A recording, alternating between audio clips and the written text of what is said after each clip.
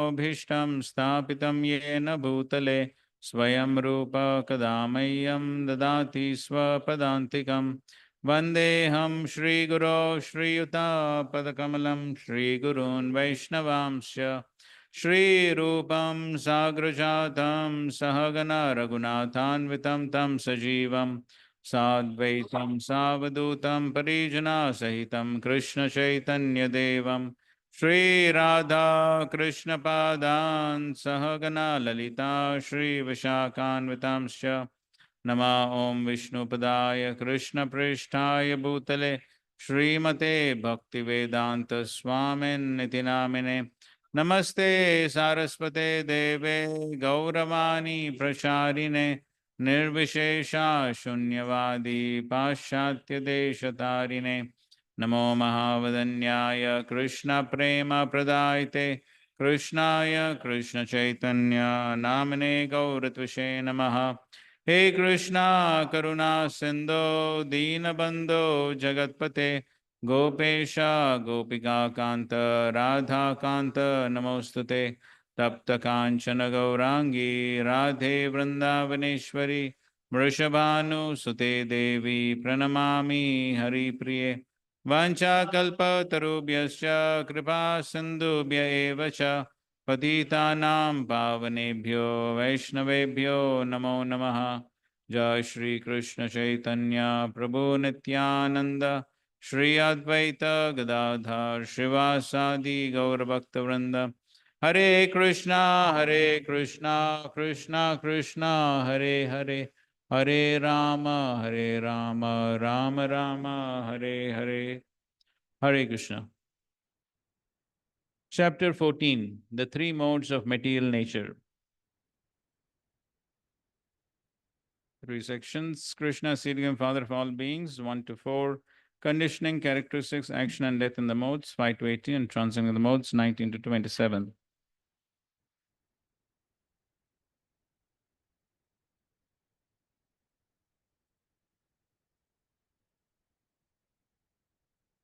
Okay, first verse. Shri Bhagavan Uvacha Param Bhuya Prabhakshyami Jnananam Jnanamuttamam Yash Gyatva Munaya Sarve Param Siddhim Ito Gataha. The Supreme Personality of Godhead said, again I shall declare to you the supreme wisdom, the best of all knowledge, knowing which all the sages have attained the supreme perfection. Purport.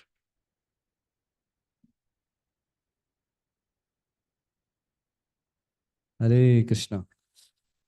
From the 7th chapter to the end of the 12th chapter, Sri Krishna in details reveals the absolute truth, the Supreme Personality of Godhead.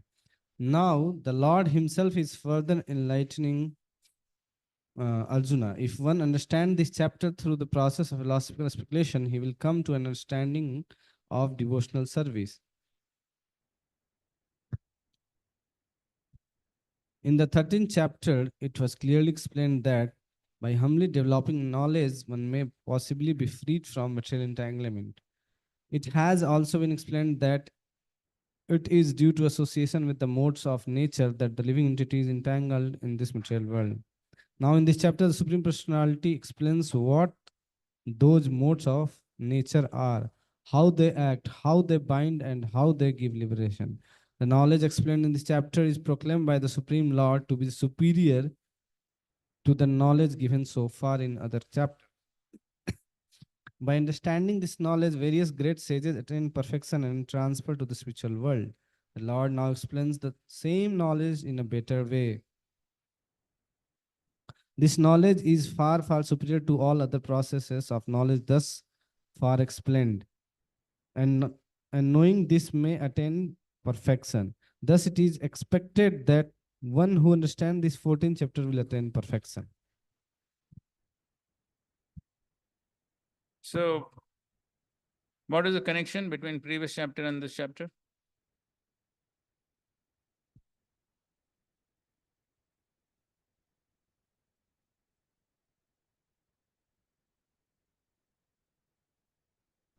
Hare Krishna, Prabhu. Am I audible? Yes. Yeah. Prabhuji, 13.22 there was explanation about three modes, association with three modes of the material nature. So that Krishna is going to explain in this chapter in detail. So which verse? पुरुष प्रकृतिस्थो हि भुङ्क्ते प्रकृति जान गुणान् कारणं गुण संगस्य सद असद योनि जन्मसु. Correct. So that's the connecting verse. So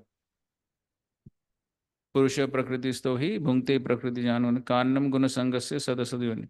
So because of the association of the modes, therefore the living entities get different bodies. So now Krishna is going to further explain about the influence of the modes. So that is the basic connection.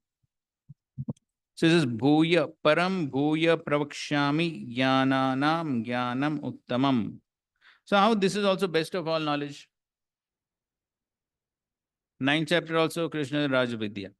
Then again at the beginning of the 10th chapter, again he said, this knowledge is supreme. Now again he says, this is best of all knowledge. So how many bests are there?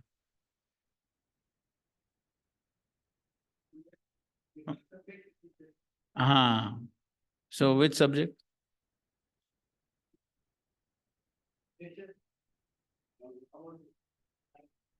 Purusha Prakriti, and regarding that topic, it is topmost knowledge. Right. Okay, read. Vishnu Chakra Thakur, footnote. In the 14th chapter, the bondage caused by the gunas and the symptoms are described. The many symptoms of the disappearance of the gunas and the cause of disappearance, bhakti, are also described. In the previous chapter, it was described that the contact of the jiva with the body made of gunas is the cause of his taking repeated births. Karanam gunasango asya sat asat yoni janmasu. What types of result come from contact with the gunas? What are the symptoms of those associated with the gunas? How is one liberated from the gunas? In anticipation of these questions, the Lord promises to speak about the above topics while praising them, knowledge. Here, praising them. Knowledge here means teachings by which one gains knowledge. Okay. So that is the connection. So now here Prabhupada writes, if one understands this chapter through the process of philosophical speculation, he will come to an understanding of devotional service. So what is the difference between philosophical speculation and mental speculation?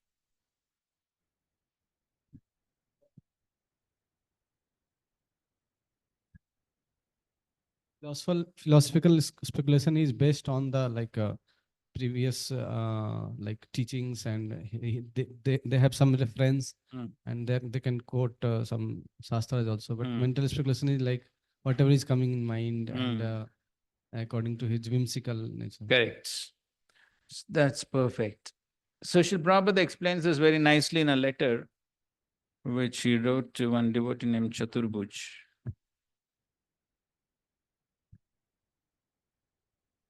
Mental speculation or philosophical speculations. As the difference between the mental speculation and philosophical speculation, we take it that everything is known by philosophical psychological actions of the mind.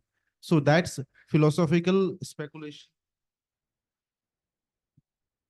So that philosophical speculation is the same as the mental speculation if it is merely the random or haphazard activity of the brain to understand everything and making theories, ifs and maybes. But if philosophical speculation is directed by Shastra and Guru, and if the goal of such philosophical attempts is to achieve Vishnu, then that philosophical speculation is not mental speculation. It is just like Krishna says in Bhagavad Gita that I am the taste of water.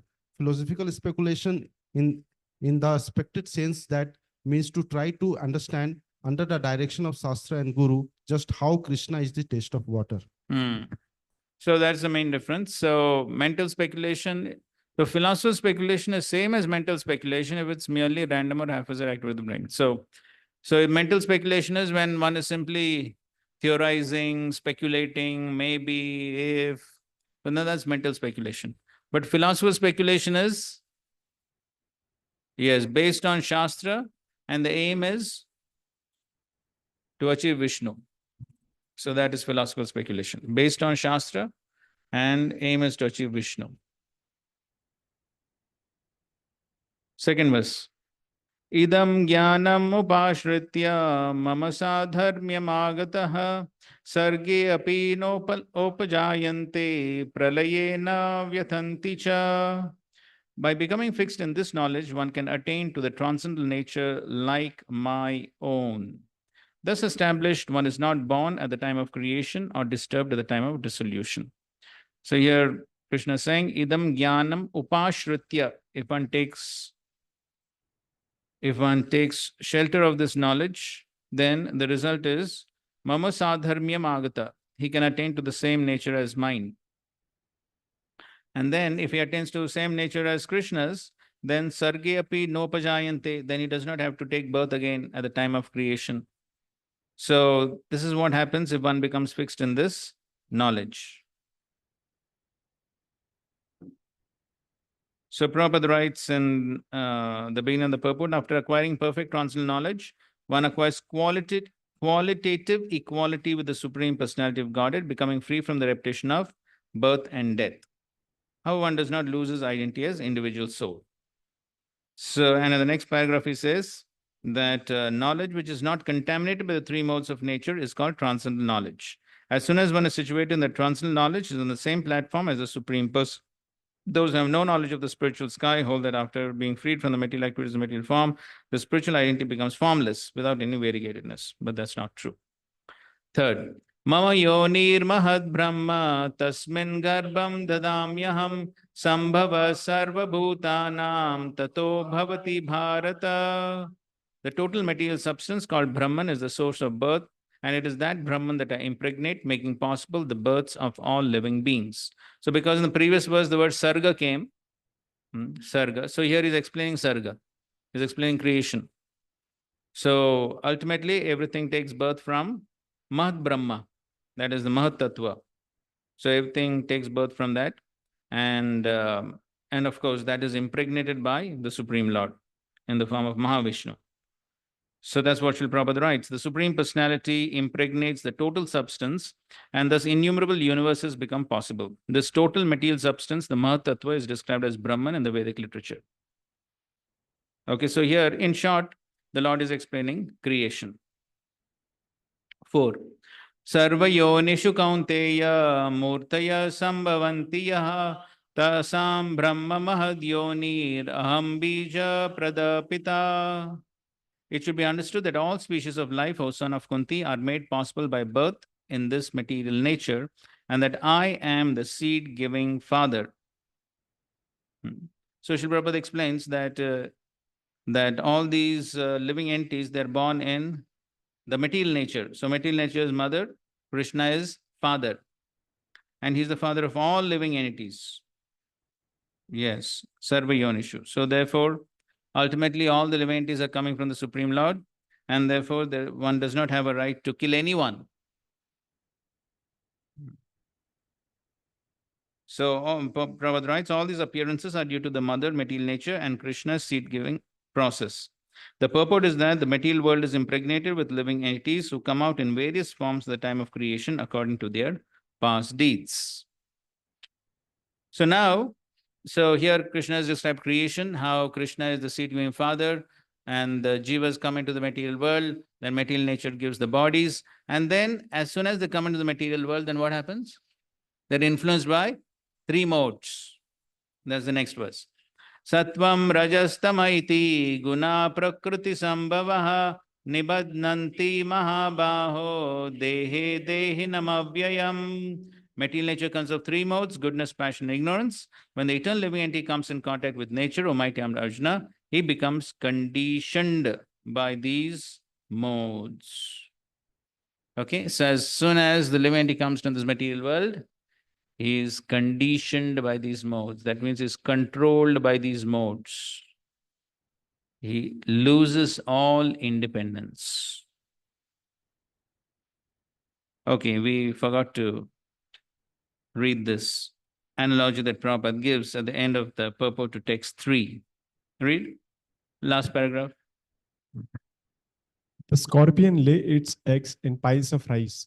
And sometimes it is said that the scorpion. Last paragraph. वही है वही. The scorpion lay its eggs in the piles of rice. And sometimes it is said that the scorpion is born out of rice. But the rice is not the cause of the scorpion. Actually, the eggs were laid by the mother. Similarly, the material nature is not the cause of the birth of the living entities. The seed is given by the Supreme Personality of Godhead, and they only seem to come out as products of material nature. Thus, every living entity, according to his past activities, has a different body created by this material nature, so that the entity can enjoy or suffer according to his past deeds. The Lord is the cause of all manifestation of living entities in this material world. So this is called what? Tandula Vrishchika Nyaya. Tandul is rice, Vrishchika is scorpion. So this is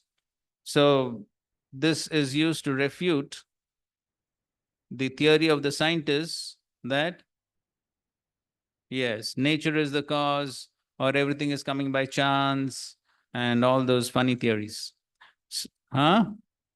Automatic. Nothing is automatic. So therefore, here this is very clearly explaining that material nature is like the mother, then there has to be father. How can there be children without father? So it appears as if the rice gives rise to the scorpions, but actually they're born from the eggs. So similarly, it appears as if everything is coming from material nature, but there has to be someone who gives seeds, which is another such analogy that Prabhupada uses to explain Aja Gala Stana Nyay. Actually, although there are nipples in the neck of the goat also, but they don't give milk. Similarly, nature is the not who gives actually the cause of the living birth of living entities. Correct. So these two are there. So please remember these things. Aja means goat. Aja Gala Stana Nyay.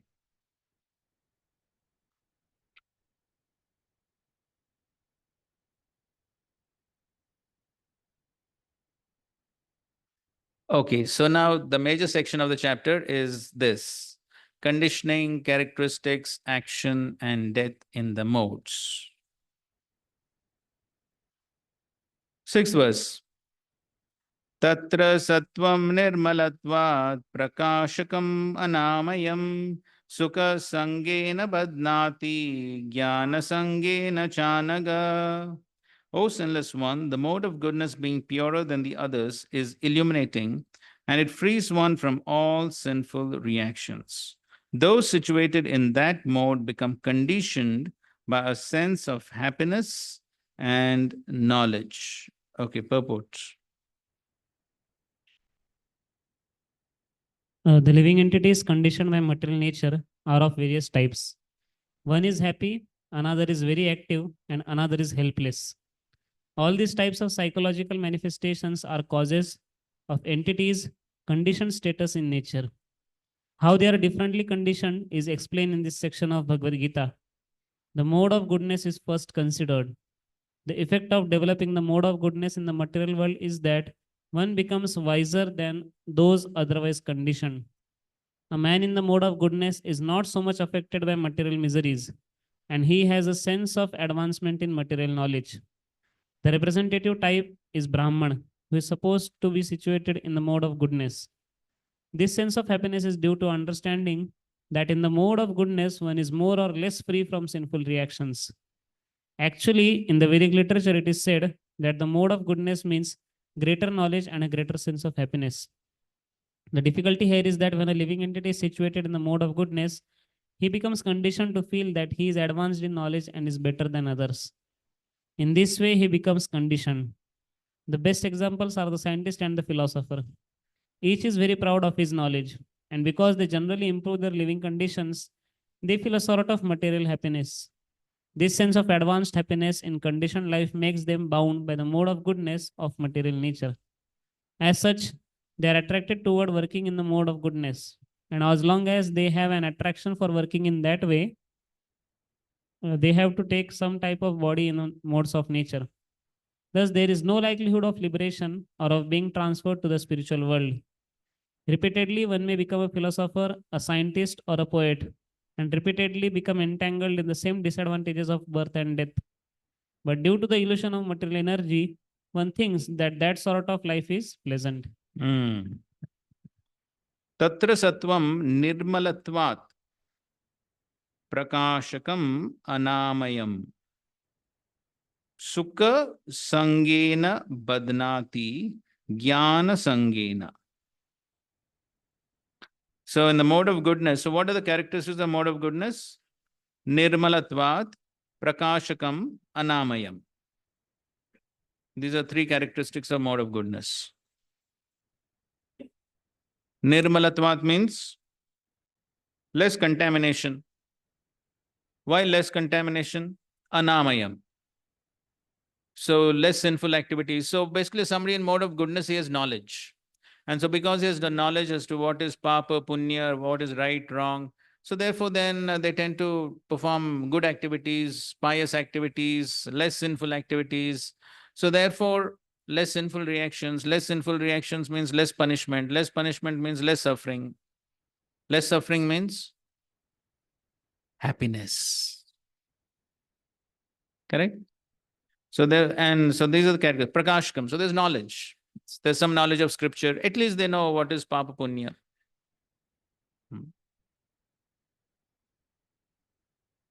But is that sufficient? So even if one knows difference between papa punya, one does not perform any sinful activities, still is one saved from sinful reactions? Why not? Living entity, he commits two types of sins every day. What are they? While fire setting, one kills the small insect. So those 5 examples are given, but the reality is every time one breathes, one is killing living entities. Yes, while walking, so many insects unknowingly killed. झाड़ू, पानी. इसलिए पानी पीते समय भगवान का स्मरण करना चाहिए, नहीं तो पाप लगेगा.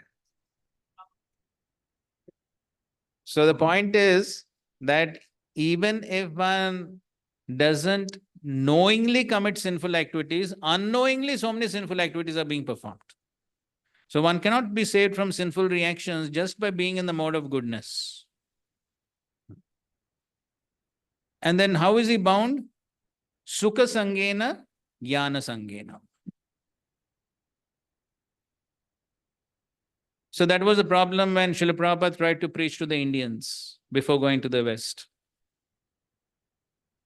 So most people said, Swamiji, we know Bhagavad Gita. What you have come to teach? We know. Bhagavad Gita, Mahabharata, Ramayana, we know everything. What do you want to teach? So the person becomes attached, sangena. He becomes attached to the happiness and the knowledge. So then he is not ready to listen to something more because he feels he already has sufficient knowledge.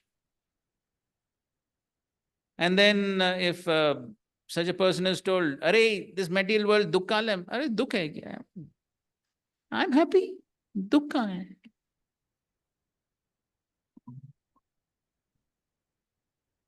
So that was the problem, and Srila Prabhupada tried to preach here.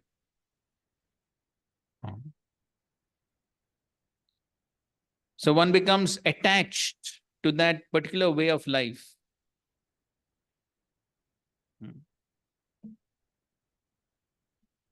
So even now we find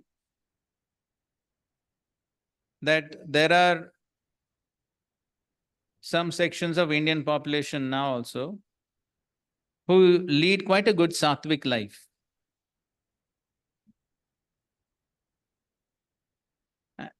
So we don't want to take names because, things get recorded. So we find that in those parts of India, we find they're ready to give a lot of donations, but they don't become devotees.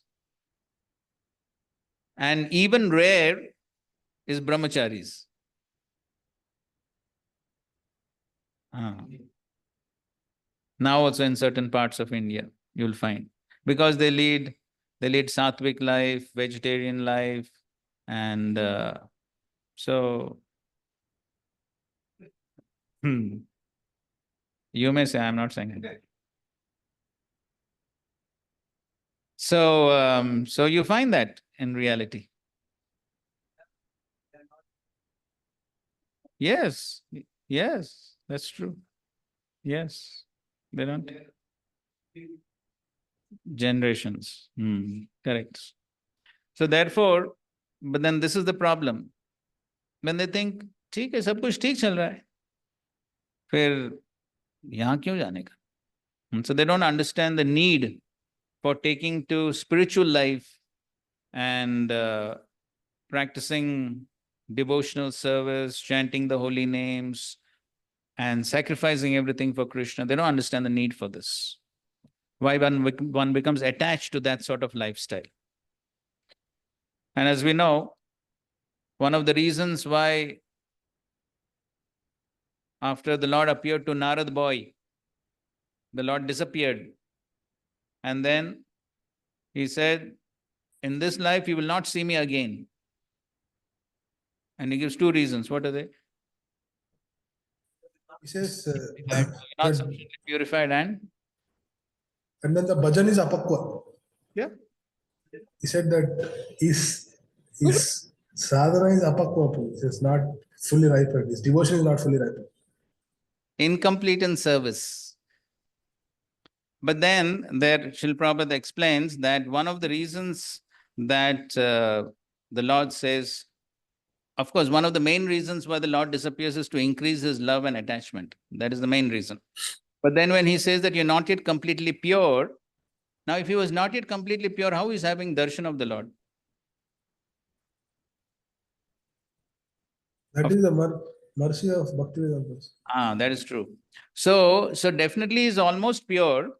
But the Acharyas explain that what was the contamination? Little contamination was his attachment to the mode of goodness. So he was very happy in the forest. यहाँ भी अच्छा लगता है ना, यहाँ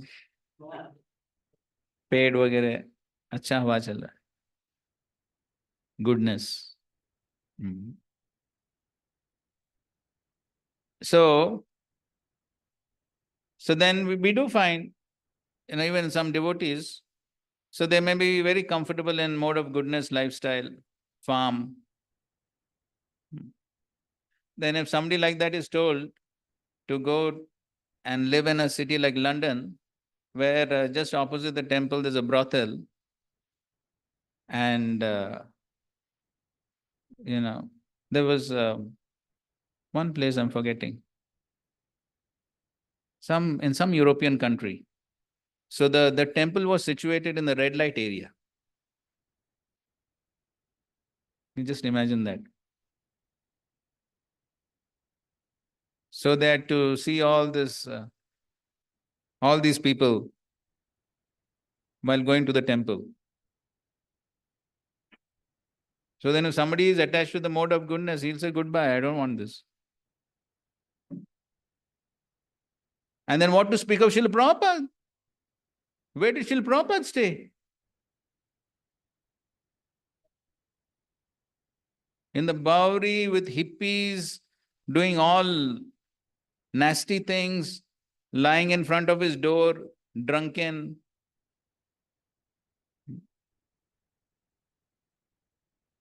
So if Srila Prabhupada was attached to mode of goodness, would he be able to stay there and preach?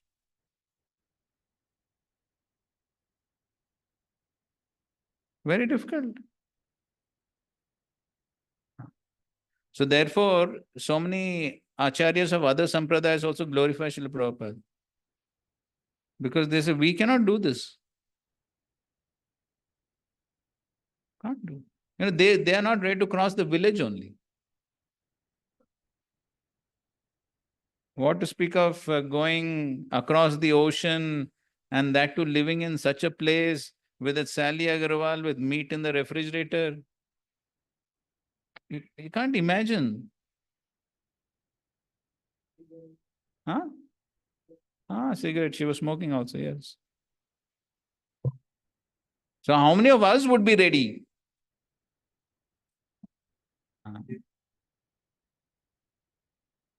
So that's the problem with the mode of goodness. So then one becomes attached to his lifestyle. I want this type of lifestyle only.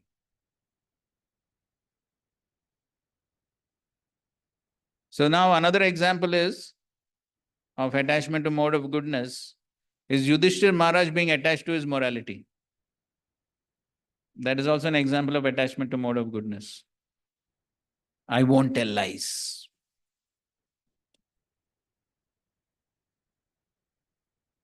But then who's telling him to tell?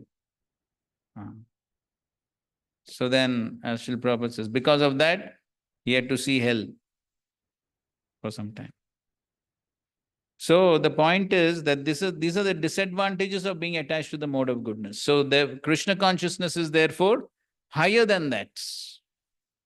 So Krishna consciousness means whatever is required to please Guru and Krishna. That's all. I told that pastime of, I think so I did tell. Srila Prabhupada when he went to Moscow. I told that pastime.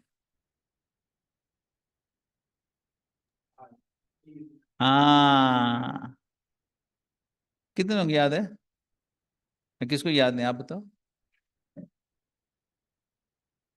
So actually, because there was no much vegetables and vegetarian food available, so Prabhupada secretary made this kheer. They have got a lot of milk and sugar and this rice in donation. That was only easily available. So that was easily available. So some chapati and they have to eat for 3 days. So because they have to wind up the vessels and also that secretary was filling in all the vessels and he told all our vessels are full. So Prabhupada told that bring that lota from the bathroom. So then you are a little confused, but still because Prabhupada told, so he filled lota and then with whole sweet rice. So Prabhupada said, throwing prasadam is sinful. You can't throw the prasadam. Okay, फिर कहीं तो रखना पड़ेगा. So where to keep? Get the lota from the bathroom. So disciples said, but Prabhupada, that is not clean.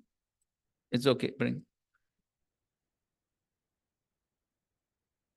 Who will be ready for that?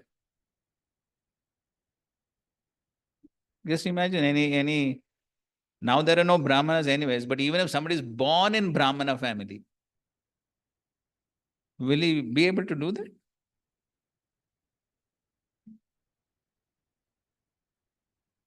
But Prabhupada did.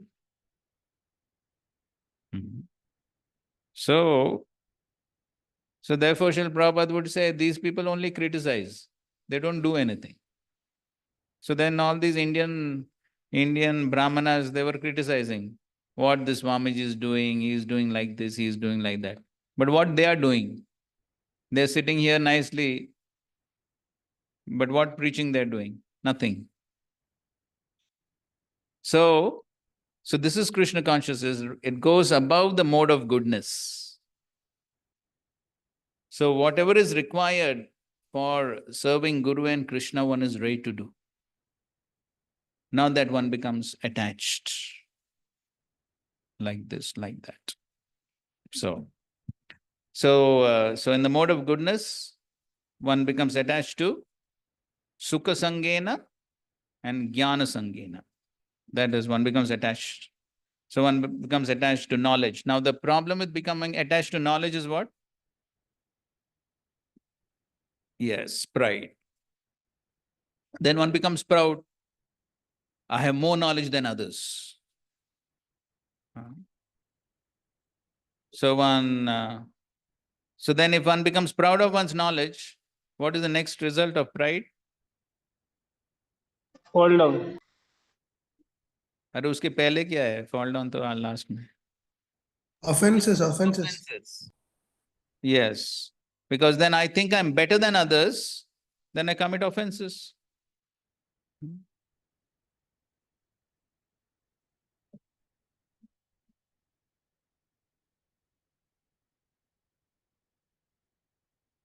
So during Prabhupada's time also, somebody was, some Indians would criticize, oh, these Western devotees, they don't know how to pronounce properly, they don't know Sanskrit properly.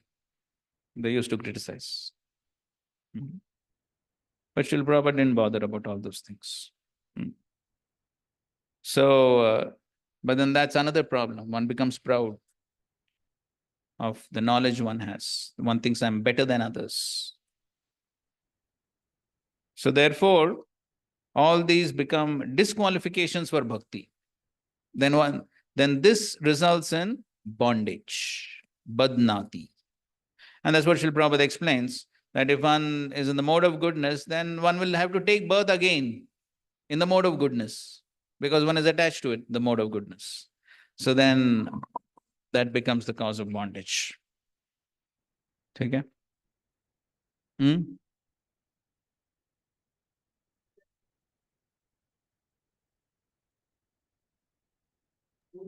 I had one question. I hear somebody else has a question, so you have to please wait. Harish, Yes, Broji. please. So I have heard that those who are in the mode of goodness, one more issue is that they are very process driven, What? which means process driven, which means they are bound to karma, means they are bound to karma. Karma karna hai. Mode of goodness activities. Okay, That also causes. okay, duty. Yeah, Duty. Yes, that's correct.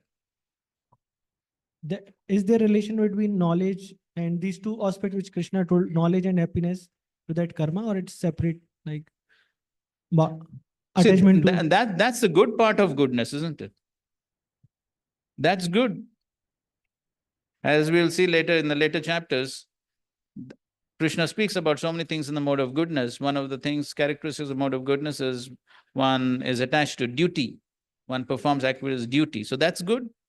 But is it that also binds a person? No. Like Karmkandik Brahmins, they are also attached to doing good things at right intervals. But like you told, difference between Prabhupada and others is that. So it depends on what's the goal. So we also say that we also need to come to mode of goodness. So mode of goodness is definitely conducive to come to Shuddha Sattva. And for us also it is essential that we at least come to the mode of goodness. That is, goodness is good. But what is the problem? Being attached to goodness is bad. So we use goodness as a springboard to go to Shuddha Sattva. But it's not that we become attached to the goodness. But definitely, coming to goodness is essential for one to make spiritual progress. But if one thinks that that itself is the goal, then that's a problem.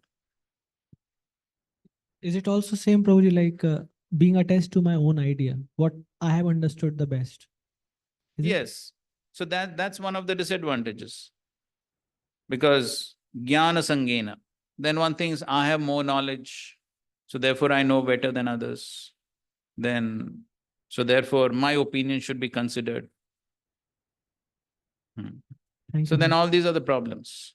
So therefore then such a person may fail to understand that there's a difference between bookish knowledge and realized knowledge. So just because somebody in goodness has bookish knowledge, it does not make him superior to some other Vaishnava who may have more realized knowledge. But the person in the mode of goodness who has more bookish knowledge then has a tendency to become proud of that bookish knowledge and think himself superior. Then that pride becomes a disqualification for spiritual progress. Chicken? Thank you, Prabhuji. So who else had question? Vitthal Vishnudas. हाँ बोलिए बेटा. Correct.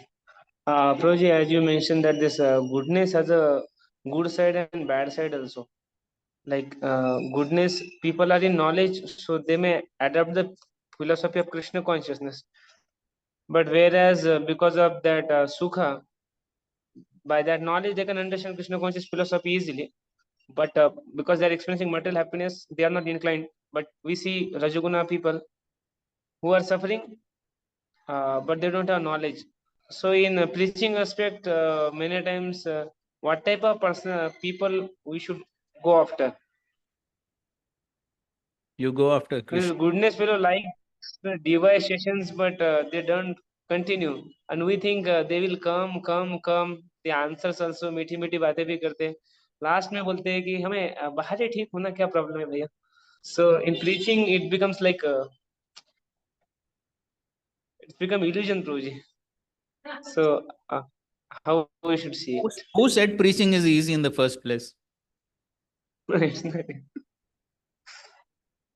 So once one devotee was telling Srila Prabhupada, it's so difficult to preach. These people these days, they don't listen on.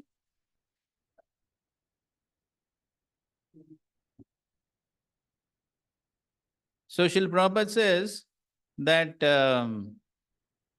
if everyone already was, if everyone very easily comes to our programs and they become devotee, then what is the use of your preaching?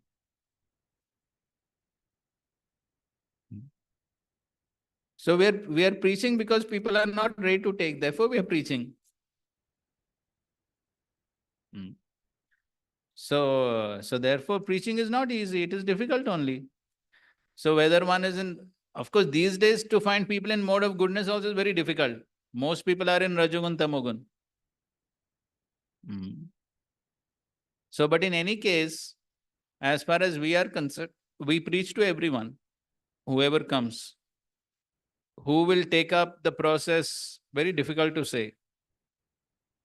But definitely, those people who are pious, who already come to the temple, then for them it is easier to take up the process than somebody who's too much into Rajogun, sense gratification.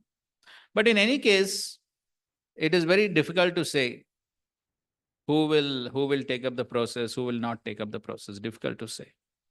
So therefore, whoever comes, we preach, and based upon their sukriti or whatever, then they will take to Krishna consciousness. So Srila Prabhupada went to what situation? If Srila Prabhupada would have thought, let me go to a situation where people in mode of goodness, then where he would have preached? So he went to such a place where people were mostly all in Tamogun, not even Rajogun. So ultimately it is Krishna who does the preaching work. We are simply instruments. So we do our part, and then Krishna will do his part. This is my understanding. ठीक है? Yes, Prabhuji. Thank you, Prabhuji. Hare Krishna. Okay, next verse. Now Rajogun. Rajo ragatmakam viddhi trishna sanga samudbhavam tannibadnati kaunteya karma sangena dehinam. The mode of passion is born of unlimited desires and longings, O son of Kunti, and because of this, the embodied living entity is bound to material fruitive actions. Purport?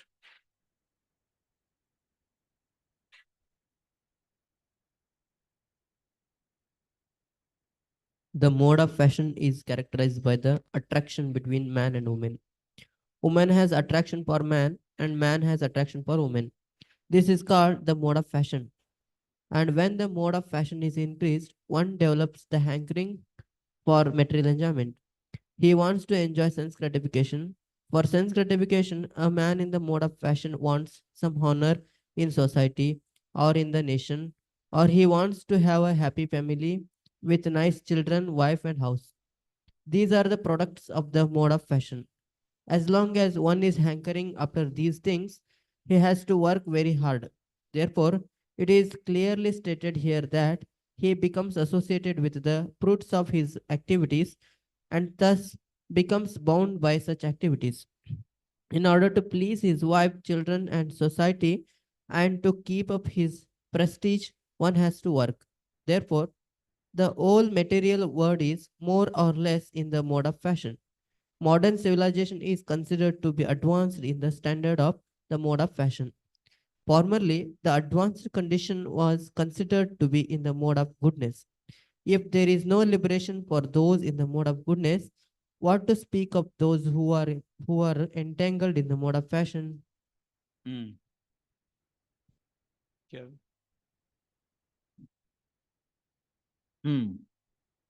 So, Rajagun, Rajo Ragatmakam Vidhi. So, Rajagun is born of Raga. Raga. Raga means attachments or desire, lust. So, the two important characteristics of Rajagun are Trishna and Sanga. Trishna. Trishna means hankering. One wants more and more, never satisfied. Ye chahiye, wo chahiye, ye chahiye. Never satisfied. Trishna. And Sanga means attachment. So, attachment to what one already has and hankering for what one does not have. These are symptoms of Rajagun. So, one of the important reasons for studying this is to analyze oneself. How much am I affected by these symptoms? So, we have to analyze for ourselves. So, not that Rajagun means wo bar ke log. Rajagun. No.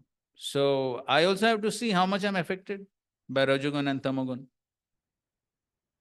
So, therefore, we have to see how much one is hankering for material facilities, as Prabhupada is explaining. So, it could be either gross material sense gratification or it could be subtle. As Prabhupada is saying, for sense gratification, man in the mode of passion wants some honor in society or nation, wants to have happy family. So this is subtle. One wants puja, la, pratishta, one wants honor. So all these are symptoms of Rajagun. So if one does not have, one hankers. If one has, one becomes attached. So these are all symptoms of Rajagun. So sometimes we do find when somebody has some post position, he's told to give it up for some other service. No! So one is attached. He doesn't want to give up. So we do find that also sometimes in the association of devotees. So one has to see how much one is attached, how much one is hankering for more of these things. And so, tan nibadnati kaunteya karma sangena dehinam. So the reason why a person in the mode of passion becomes bound, nibadnati, is what? Karma sangena, attachment to fruitive activities. So the desire for fruits keeps the person bound. So therefore Krishna says in the 4th chapter, I suppose, right? Krishna says, I'm not bound by my actions. Namam karmani limpanti, na me karma phale spriha. So he says, I don't have any spriha. I don't have any desire for fruitive activities. Krishna is self-satisfied, doesn't require anything. So therefore, namam karmani limpan. Therefore, I'm not bound by my karma. Even though I'm performing activities, I'm not bound because he doesn't have desires. So what binds the person is fruitive action, the desire for fruits. That is what is binding. That becomes the cause of bondage. How much one is attached to the fruits. So therefore, Krishna says, karmanyevadikaraste ma phaleshu kadachana. Never think that you are entitled to the fruits. Because the moment one is attached to the fruits, that becomes cause of bondage. And that is one of the main characteristics of Rajogun. One is always looking for fruits.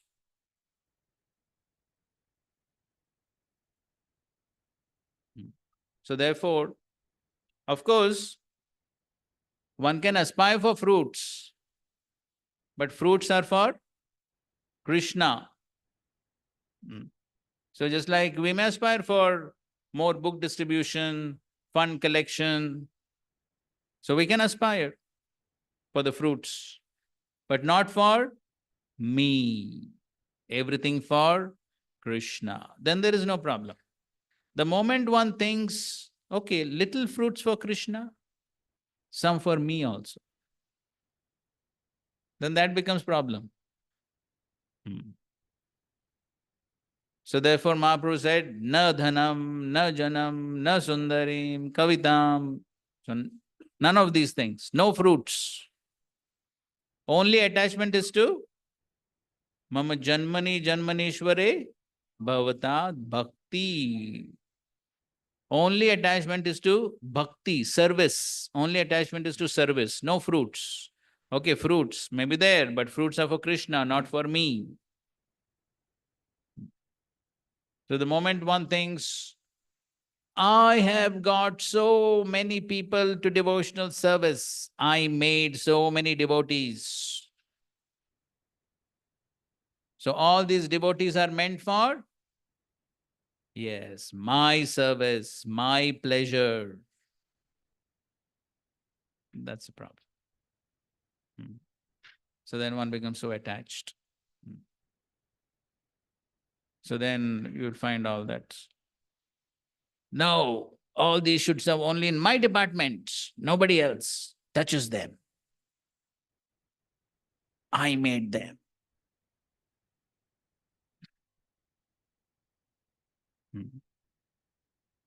What is our ability? Krishna's mercy, Guru's mercy, things are happening. How can I take credit? So, these are all the problems with Rajagun. In further verses, we will discuss a little more on what happens when one is in Rajagun. 8. Now, Tamagun. Tamastva ajnanajam viddhi mohanam sarvadehinam pramadalasya nidrabis tannibadnati bharata. O son of Bharata, know that the mode of darkness born of ignorance is the delusion of all embodied living entities. The results of this mode are madness, indolence, and sleep, which bind the conditioned soul. Purport.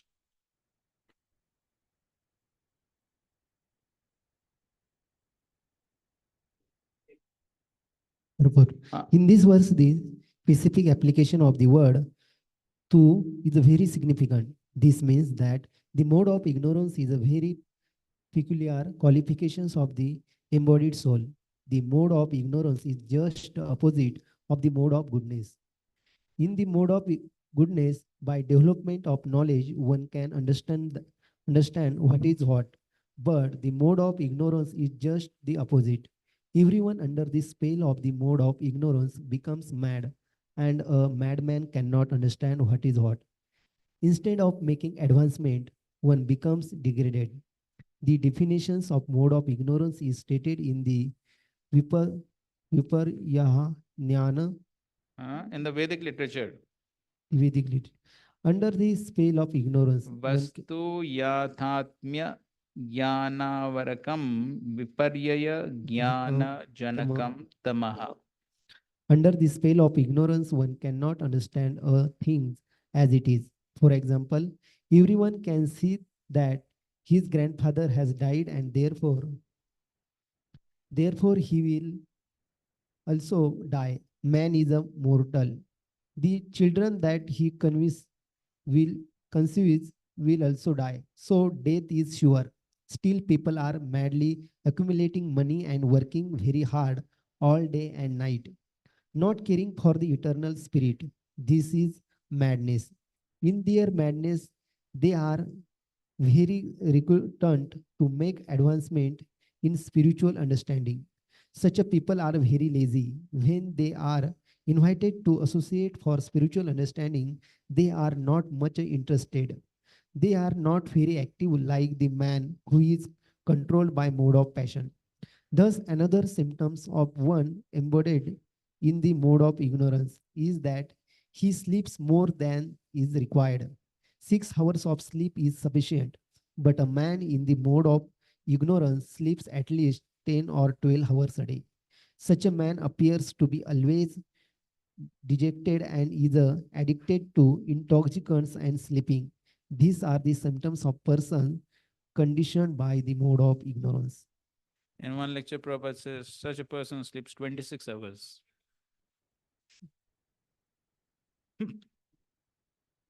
Alasya,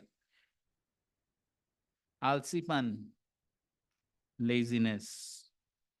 So, tamastva ajnanajam viddhi, mohanam sarvadehinam. So, the result of tamas is mohanam, illusion. So, one does not understand what is what, one does not understand what is right, what is wrong. Rather one thinks what is wrong to be correct and what is correct to be wrong. That is the characteristic of mode of ignorance. So one is put in delusion. Prabhupada is explaining in detail. So one is illusion, one does not understand, life is temporary, everyone is dying, but still one thinks, no, I'll stay forever. So this is all the result of tamogun, ignorance. And you find most people are in that situation now, totally in illusion. And he is bound by what? Pramad, alasya, nidra. So pramad is madness. Nunam pramatta kurute. Yad indriya priti apranoti. So somebody who is in tamagun, he is attached to indriya priti. And therefore, it's a state of madness.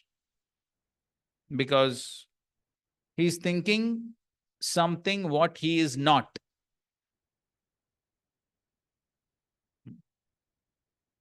So that is, somebody was telling in the Bhagavatam class, the Prime Minister went to the mental asylum and then he saw that everyone, somebody is saying I'm Prime Minister, somebody is saying I'm President, and this. So that is madness. One assumes positions what he is not. So anyone who's thinking that I am the body and body is meant for sense gratification is mad. Because he's assuming something which he is not. So therefore that is madness. Nunam pramatta kurute. So such a person commits vikarma, indriya priti. So that is the madness. So somebody is in tamagun, he thinks I'm the body, he doesn't know anything more than that. So therefore he is addicted to sense gratification. And so such a person is very lazy, sleeps more than required. So by that he is bound in this material world. So this is how the person in three modes gets bound. Okay. 9. Sattvam sukh. So Krishna is summarizing.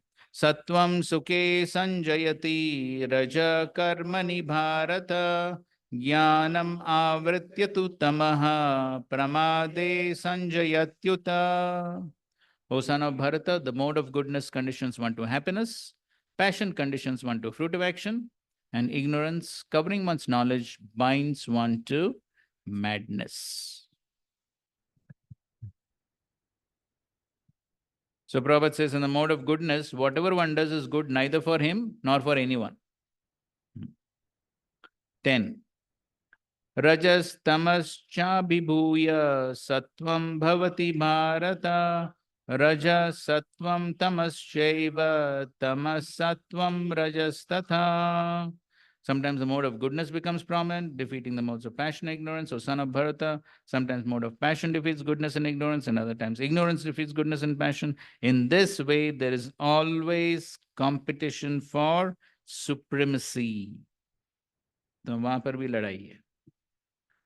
Purport. When the mode of passion is prominent, the modes of goodness and ignorance are a defect. When the mode of goodness is prominent, passion and ignorance are defeated. And when the mode of ignorance is prominent, passion and a goodness are defeated. This competition is always going on. Therefore, one who is actually intent of advancing in Krishna consciousness has to transcend these three modes.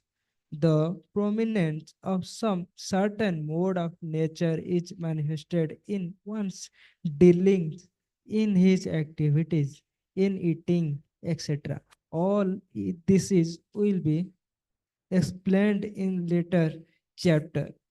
But if one wants, he can develop by practice the mode of goodness and thus defeat the mode of ignorance and passion. One can simply develop the mode of passion and defeat goodness and ignorance, or one can develop the mode of ignorance and defeat the goodness and passion.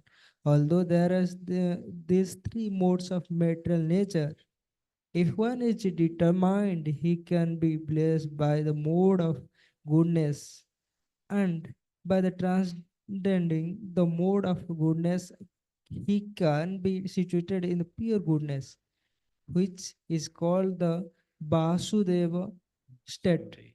A state is which one can understand the science of God. By the manifestation of the particular activities, it can be understood in what mode of nature one is situated. So this verse is very important.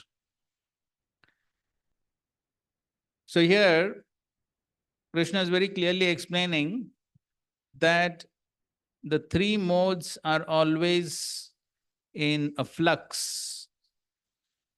There is dynamism. It's not fixed. So even though we say that, okay, these are characteristics of one in mode of goodness, passion, ignorance, but it's not that it is like fixed.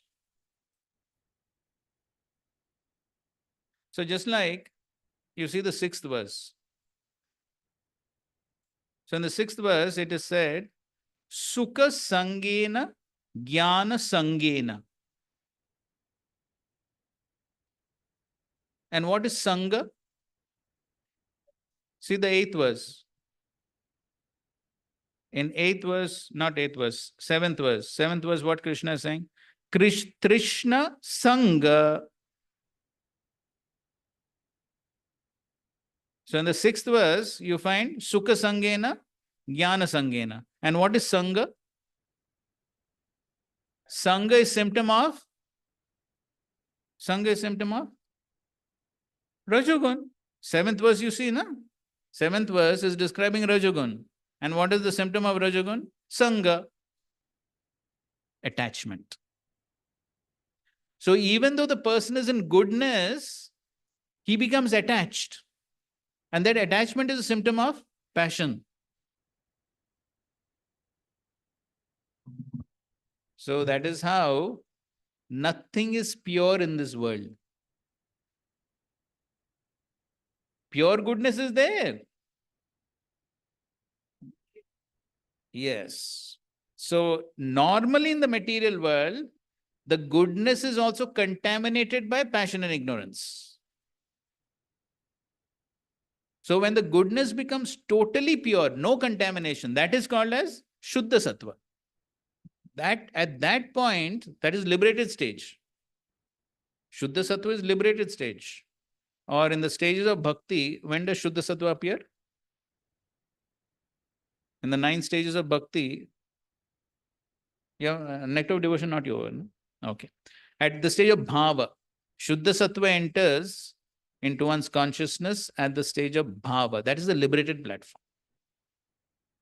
So till that point of time, even though there may be goodness, the goodness is also contaminated by passion and ignorance. Therefore, so you see, Bhava is a very high platform. Correct? Very advanced platform. So till that point of time, one cannot think that now I am in Sattva Gun. No problem.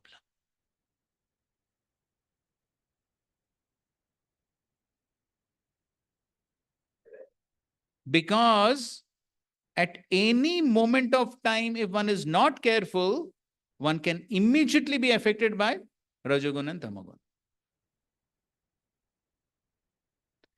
Now, even Bharat Maharaj, who was like on the initial stages of Bhava, even he became affected by Rajogun. That Rajogun became manifested as attachment to the deer. That attachment, same thing, Sangha. That attachment to the deer is a symptom of Rajogun. So, if at any point of time one thinks, now I am safe, अभी ज्यादा प्रयास करने की जरूरत नहीं है, अभी क्या है, बहुत कर लिया, बहुत साधना किया, बहुत भजन किया, बहुत हो गया, अभी थोड़ा आराम करेंगे. So the moment one loses the alertness, what will happen? Rajogun and Tamogun are just waiting. Wait, Spardha, there's constant competition. So moment Sattva reduces little bit, immediately Rajogun, Tamogun waiting.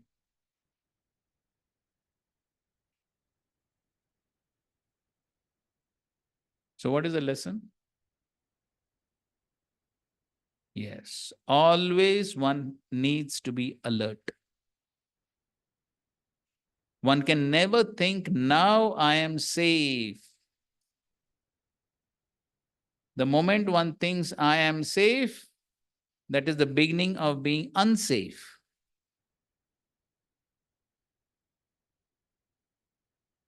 Problem वहीं से शुरू होता है. So, and that is why we find that devotees who have spent many years also, that is how the trouble begins. So then after spending some years, then one thinks, अभी क्या है, अभी थोड़ा चलता है, थोड़ा ढीला चलता है, हाँ थोड़ा मॉर्निंग प्रोग्राम मिस करेंगे, एक दो दिन चलता है, मंगलारती मिस करेंगे, चलता है, क्लास क्या है, अभी क्या है, क्लास तो अभी सिर्फ क्लास, मैं तो देने के लिए क्लास, अभी सुनने के लिए तो.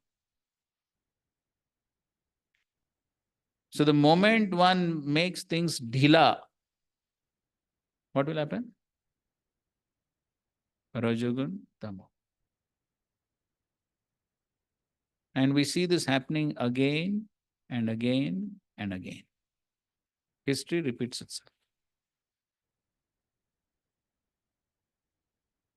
And so, therefore, Srila Prabhupada is writing two important things in this purport.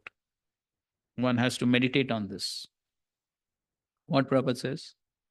But if one wants, almost towards the end of the purport, but if one wants, if one does not want, fir chhod do. But if one wants, he can develop. How? By practice the mode of goodness and thus defeat the modes of ignorance and passion. तो उसके लिए क्या चाहिए? Practice. And for that practice, constant practice, what is required? Further down Prabhupada is writing. Although there are these three modes of material nature, if one is determined,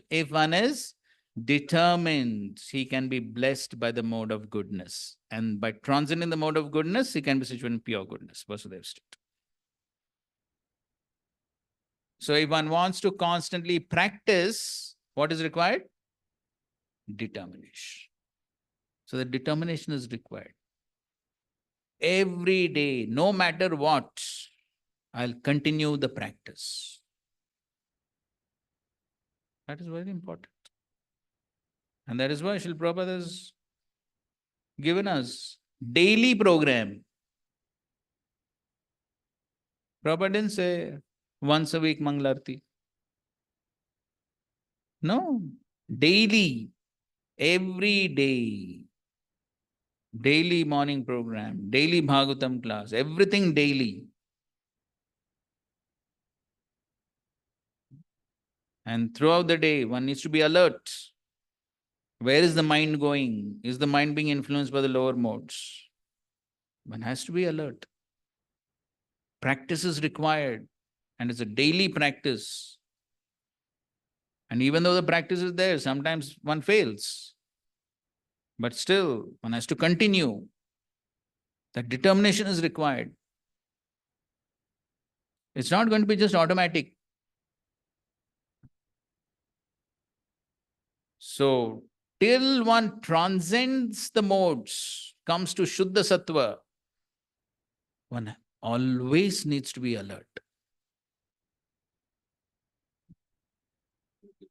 And when one actually becomes advanced, then one will naturally follow. But then Srila Prabhupada writes in the Nectar of Devotion, chapter 16, where he's describing Raganuga Bhakti. So there Srila Prabhupada says, the spiritually advanced devotee, he continues to follow all the rules and regulations just like a neophyte devotee.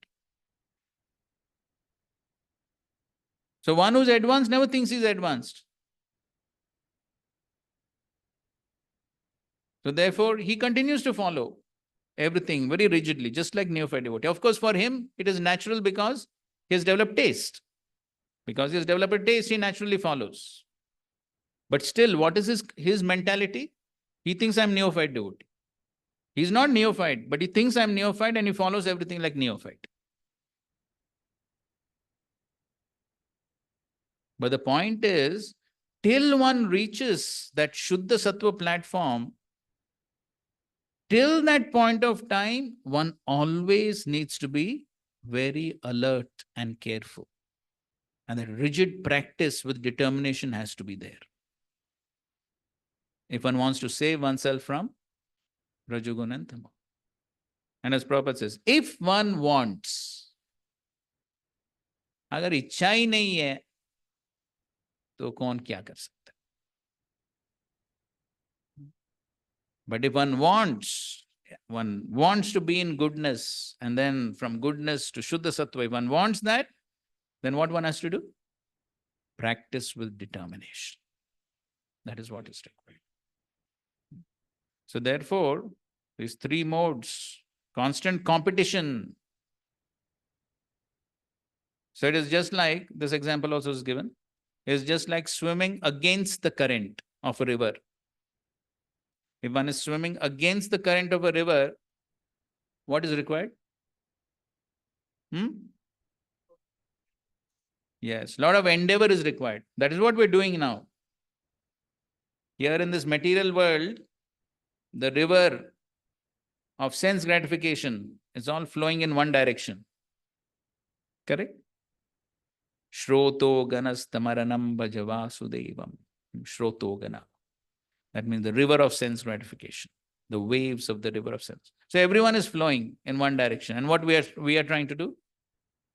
We are trying to go in opposite direction. So therefore, lot of endeavor is required. Lot of endeavor is required. So when one is trying to swim against the current, at any point of time, one stops the endeavor. What will happen? One will immediately be swept by the current of the river. Correct? That's what is. So similarly, in this material world, what is prominent is mode of Rajagun and Tamagun. That is what is prominent. And so therefore, to be in Sattva requires a lot of endeavor, practice with determination. So as devotees also, therefore this practice is there. The sadhana practice is there for that only. So that we can reduce the Rajagun and Tamagun. So if we don't have a strong practice, if we don't have strong spiritual practices, what will happen? Rajagun and Tamagun will increase. Then it becomes very difficult to progress. So these four regulatory principles are there for that only. Because sinful activity means Rajagun, Tamagun. So if you stop sinful activity, then Rajagun, Tamagun will decrease. Then Sattva will increase. Yesham tu antagatam papam, jananam punya karmanam, te dvandva moha nirmukta, bhajante mam, dridhavrata. So if one wants to practice with determination, then yesham tu antagatam papa. Otherwise, rajagun, tamagun will increase. So the same principle applies. So if we have in a practice of devotional service also, if we increase the rajagun and tamagun by any of these activities, sinful activities increase tamagun, and fruitive mentality will increase rajagun. So we are always hankering for fruits, for results. Mujhe kya milega? Then the rajagun will increase. Sattva will decrease. Then progress becomes difficult. So therefore, the important point is one always needs to be very alert. Okay? Otherwise, that's why the pastime of Bharat Maharaj is there. To show us that example, that how even such an elevated person can be influenced by Rajogun. That's material world. We also have the other example, Dhruva Maharaj. He had direct darshan of Supreme Lord. But still, when he went into fighting, fighting means some Rajogun is required. So then Rajogun increased. And then he started killing everyone, all the yakshas. Then even on that platform, guidance is required. You see? Problem with Bharat Maharaj was what? He didn't have that guidance. Then he fell down. But Dhruva Maharaj, at least, he got some good guidance at that time. Swayambhu Manu, he came. And there were other sages also. And then they said, no, stop. This is not good for you.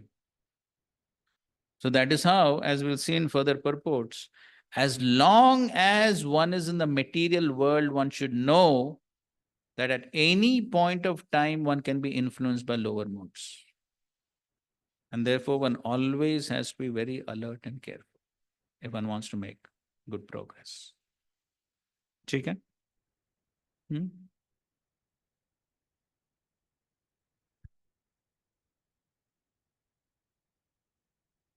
So here, emphasis on practice, it is too much, it is said. So we see in many big devotees in Bhagavatam also, they also try to practice constantly with enduring determination, but still they have fallen down. Just like you gave the example of Bharat Maharaj. He left everything and he was... So what's the reason for Bharat Maharaj's fall? Attachment to the... Okay, attachment and is not okay. taken the association and... We read that purport, no? 5, 12, 14. Yes. What Prabhupada says? The only reason why Bharat Maharaj fell down was he didn't guidance from a spiritual master. So see, problem may be there. This is material world. It's full of problems only. So even as devotees, problems will be there. We can't expect there will not be problems. But then, when the problem comes, how one deals with the problem, that's important. But even to deal with the problem properly requires some sattva gun. Even to detect that there is a problem requires some sattva gun. I think so. I've told this many times. Prabhupada's example of yellow colored glasses. Somebody is putting yellow colored glasses, everything will look yellow. So if such a person is told, nahi, wo kya hai, wo laal hai, wo pila nahi hai, wo kya bolega? Mein wo pila hai.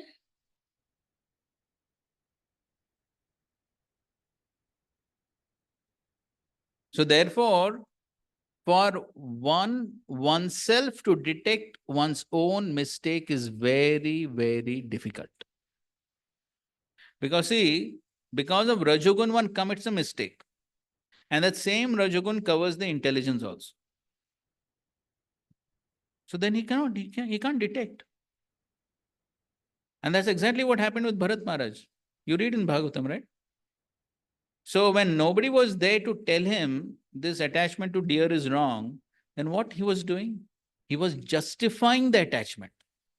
Correct? There are so many verses where he justifies the attachment. अरे कोई नहीं, ये बेचारा हिरन है, क्या है. So he started justifying everything. And that's exactly what happens. One commits a mistake and the mind will justify everything because the mind is influenced by Rajagun. The mind will justify everything. That's what happens. Therefore, when one is committing a mistake, mostly you will find that when one commits a mistake, one always tends to justify.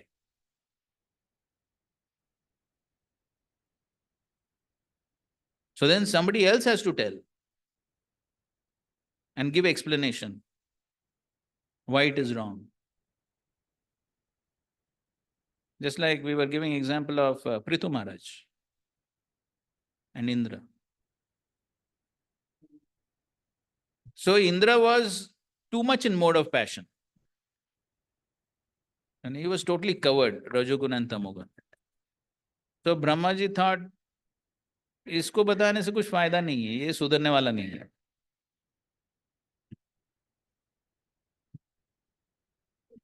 So then, but he told Prithu Maharaj, you are elevated person, why you are also coming under influence of Rajogun? Okay, he is coming under influence of, but what's the problem with you? Why are you also coming under influence of Rajogun and trying to kill Indra? Now, Prithu Maharaj had every reason to justify. But what does he do? Simply follow. And of course, Brahmaji gave a nice philosophical explanation also. So then you just follow. So that is what is required.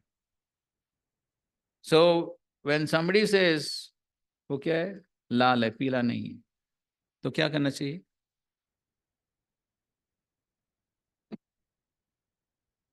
Problem is what? ये चश्मा, ये problem है. Yellow colored glasses, Rajogun. So therefore that guidance is always required. And one should have faith in the person from whom one is taking guidance and obey. That is why submissiveness, submission, obedience is given so much of importance. There are two slokas in Bhagavatam where this order, if you are saying, that is mentioned. So two examples, it is reserved, activities are reserved. So it is said, all the learned scholars have given their opinion. The mind is by nature very restless. And one should not make friends with it. If it place full confidence in the mind, it may cheat us at any moment. Yes. Even Lord Shiva become agitated upon seeing the Mohini form of Krishna. And Sabri Muni also fell down from the mature state of yogic perfection. Yes. This is one and another. Actually, Prabhupada has given lectures on all these verses. You should hear them. Every devotee should hear those lectures which Prabhupada has given on these verses. Example, an unchaste woman is very easily carried away by paramours, and it sometimes happens that her husband is violently killed by her paramours. If the yogi makes his mind a chance, gives him his mind a chance, and does not restrain it, his mind will give facility to enemies like lust, anger, greed, and they will doubtlessly kill the yogi. Yes. And there's another example that he gives there, and that is a hunter. So a hunter has captured an animal and is carrying the animal, but is always very alert because any time the animal may escape from the net and attack the hunter.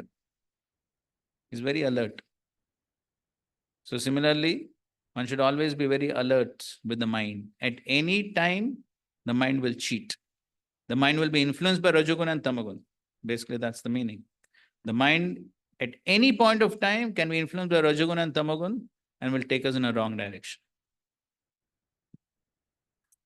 Therefore, what is the solution to that? I think so you go, that same chapter. Which chapter? That is 6th chapter, no? Okay. Either it is 6th chapter last verse or 7th chapter last verse. You just see.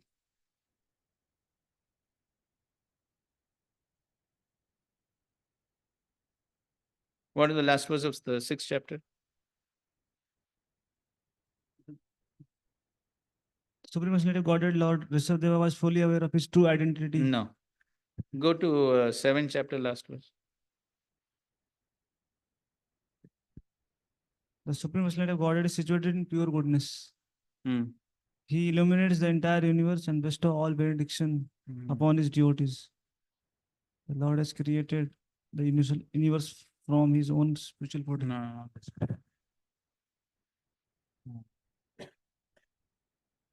This is Where is that? Harer Guru Charan Padashri, I don't know that. वो कौन सा chapter है? That is 11th chapter, 11th chapter, last verse. See, 11th chapter, last verse. Vittal has done a lot of reading, huh? This uncontrolled mind is the greatest enemy of the living. Read the Sanskrit. भारावृतव्यम एनम तत् अभद्र वीर्यम उपेक्षयादि हितम Upeksha, one must neglect the mind. अप्रमत्तः गुरोर Hare चरणाउपासनास्त्रो Guror Hari Charana उपासनास्त्रो. Upasana. Yes. That is the solution. The solution is Guru Hari Charana Upasana. That is Astra. That is the Astra to control the mind. Now read that purport. This uncontrolled mind is the greatest enemy of the living entity. If one neglect it or give it a chance, it will grow more and more powerful and will become victorious. Although it is not factual, it is very strong. It covers the constitutional position of the soul. O king, please try to conquer this mind by the weapon of service to the lotus feet of the spiritual master and of the Supreme Personality of Godhead. Do this with great care. Okay. So in that purport, Prabhupada is not saying one of the important weapons is neglect. Yes, it is starting only. It starts with that. In that translation, okay. He read the translation. Yes. Okay, fine. So the important point is therefore the astra, the weapon to control the mind, which is influenced by the lower modes, is service to Guru and Krishna. So if one is always thinking of following the instructions, then even though the mind may be influenced by Rajogun and Tamogun, but still understanding that this is instruction of the Guru, one will follow that instruction. Then that will save him from being influenced by the lower modes. To give simple example, just like one is by the influence of Tamogun, one doesn't want to get up for Manglarti.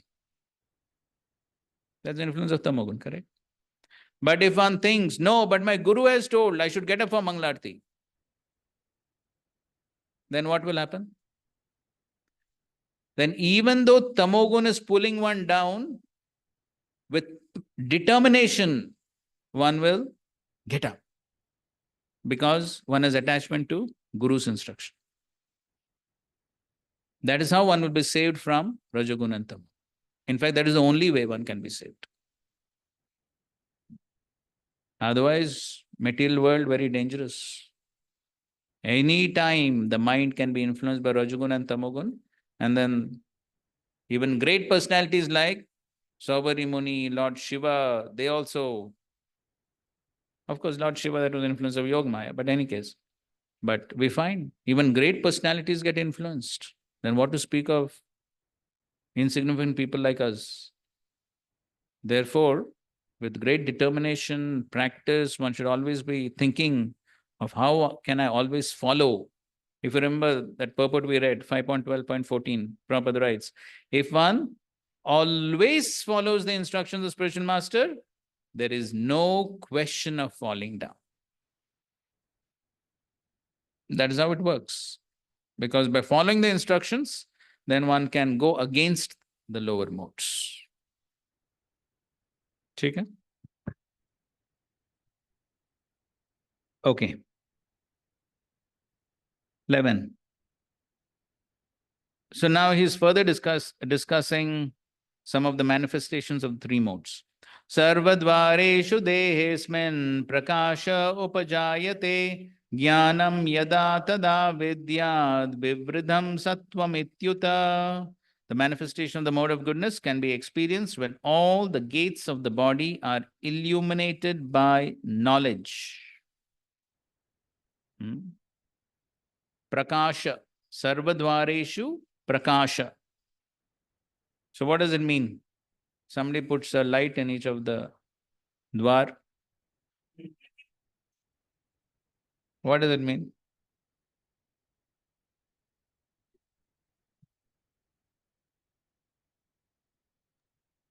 So it may mean that one sees what sense object is coming to that particular senses, whether it is right or wrong. Sankalpa vikalpa should apply there. Yes. As Prabhupada writes in the purport, that in the mode of goodness, one can see things in the right position. One can hear things in the right position. One can taste things in the right position. One becomes cleansed inside and outside. In every gate, there's development of the symptoms of happiness and there's a position of goodness. So basically, one uses all the senses for the right purposes. So one can discriminate between what is right and what is wrong. 12. Lobha pravrittirarambha karmanam ashama spriha rajasyetani jayante vivruddhe bharatarshava. O chief of the Bharatas, when there's an increase in the mode of passion, symptoms of great attachment, fruit of activity, intense endeavor, and uncontrollable desire and hankering develop. Okay, read this purport. One in the mode of passion is never satisfied with the position he has already acquired. He hankers to increase his position. If he wants to construct a residential house, he tries his best to have a palatial house, as if he would be able to reside in that house eternally. And he develops a great hankering for sense gratification. There is no end to sense gratification. He always wants to remain with his family and in his house and to continue the process of sense gratification. There is no cessation of this. All these symptoms should be understood as characteristic of the mode of passion. Okay, so what are the symptoms? Lobha, greed, never satisfied, want more and more. Lobha. Next is pravritti, activity, lot of activity. So in the mode of passion, there's lot of activity. So Prabhupada gives example of, yes, monkey. So monkey is very active, never in one place, all the time jumping. Here, there, always jumping. But for what? Simply creating trouble. That's all. As soon as monkey comes, everyone drives away the monkey. Simply creating trouble. So that is passion. Lot of activity is done. Lot of activity. But no proper goal, no proper purpose. Simply running around here and there. That's what most people do. People are running around. Morning to night, they're running around. But no proper goal. Srila Prabhupada quotes Rabindranath Tagore. It seems when Tagore went to London, so he saw all these people going in cars at such great speeds. So he just commented, he said, this London is such a small place and these people are driving so fast in their cars, maybe they'll fall in the ocean. So the point is, yes, that's passion. Passion, one does not have a vision. Why am I doing this activity? So it's passionately one just does something. Kuch to karna hai, bas. So that is mode of passion. Lot of activity, but no good result. Aramba, endeavor. So aramba also means what? Aram karna. Beginning. So somebody in mode of passion, he begins a lot of new things. यहाँ एक project खोलो, वहाँ एक project खोलो, वहाँ एक खोलो, वहाँ एक खोलो. So a lot of new things, because creation requires passion, correct? So when there is passion, there's a lot of creation. But then to maintain them requires goodness. But somebody who's only passionate, then he creates a lot of things, and then after some time, sab chala, everything finished. So that is what happens in passion. Arambha karmanam, and ashamaha spriha, uncontrollable desires, so many desires, one after the other. And so all these are the symptoms of Rajogun. And 13. Aprakasho apravrittischa pramado moha evacha tamasyetani jayante vivriddhe kuru nandana. So when there's increase, vivriddhe, in the previous verse also you see, vivriddhe. So when there's an excess, when there's excess of passion, excess of tamogun, then the result is aprakasha. So you see in the mode of goodness, what is said? Prakasha. Here it is exactly the opposite. Aprakasha. Now in the mode of passion, what is said? Pravritti. Now here what is said? Apravritti. So the mode of ignorance is opposite to both goodness and passion. Aprakasha, apravritti, pramado, moha. So madness, as we already discussed, madness, illusion. He doesn't know what is right, what is wrong. So these are the symptoms of tamogun. So as Prabhupada says, when there's no illumination, knowledge is absent. One in the mode of ignorance does not work by a regulative principle. He wants to act whimsically for no purpose. Okay, so no purpose, just doing something. Even though he has the capacity to work, he makes no endeavor. This is called illusion. So Srila Prabhupada says that these days we find, these days people think success of life is how much time they can sleep. The more they can sleep, they think life is successful. How much one can avoid work and sleep more. This is a symptom of tamogun. Nidra, alasya. This. And then Srila Prabhupada, he gives his practical experience when he was in Calcutta. So there were these people working in government offices. So they would go in the morning to the office, mark attendance, and then go for chai. So they'll go for chai. For chai, 1 hour will go. Then they'll go again for some time, little time, and then again lunch time. Then again they'll go for lunch. Then after lunch, there has to be some nap. And then Prabhupada says they go to Dalhousie Square. So there they will sit together, and then you know what people do, play cards, and then take some rest. And then when it is time to leave the office, again they'll go. Same thing they do. Material world, everywhere same thing. So that is what people consider to be success. How much we have successfully avoided work and slept more. This is a symptom of tamogun. So that is what is being described. So this is all darkness, inertia, madness, illusion. So again, we are studying all this for what purpose? What is the purpose why we are studying all this as devotees? Self-introspection. Yes, to see how much am I influenced by these lower modes. What is my position? That is the purpose. And 14. Yada sattve pravriddetu pralayam yati dehabrit tadottama vidam lokan amalan pratipadyate. When one dies in the mode of goodness, he attains to the pure higher planets of the great sages. So higher planetary systems where there is more mode of goodness, Janlok, Tapalok, Mahallok, Brahmalok. So all these higher planetary systems one gets. And then 15. Rajasi pralayam gatva karma sangishu jayate tata pralinas tamasi mudhayo nishu jayate. When one dies in the mode of passion, he takes birth among those engaged in fruitive activities. And when one dies in the mode of ignorance, he takes birth in the animal kingdom. So Prabhupada says some people have impression that when the soul reaches the platform of human life, it never goes down again. This is incorrect. According to this verse, if one develops the mode of ignorance, after his death, he is degraded to animal form of life. From there, one has to again elevate himself by an evolutionary process to come again to the human form of life.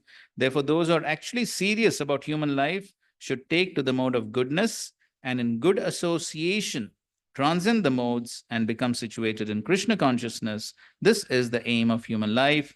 Otherwise, there is no guarantee that human being will again attain to the human status. So these are symptoms, conditioning, and the results of the modes. Okay, time for break. Hare Krishna.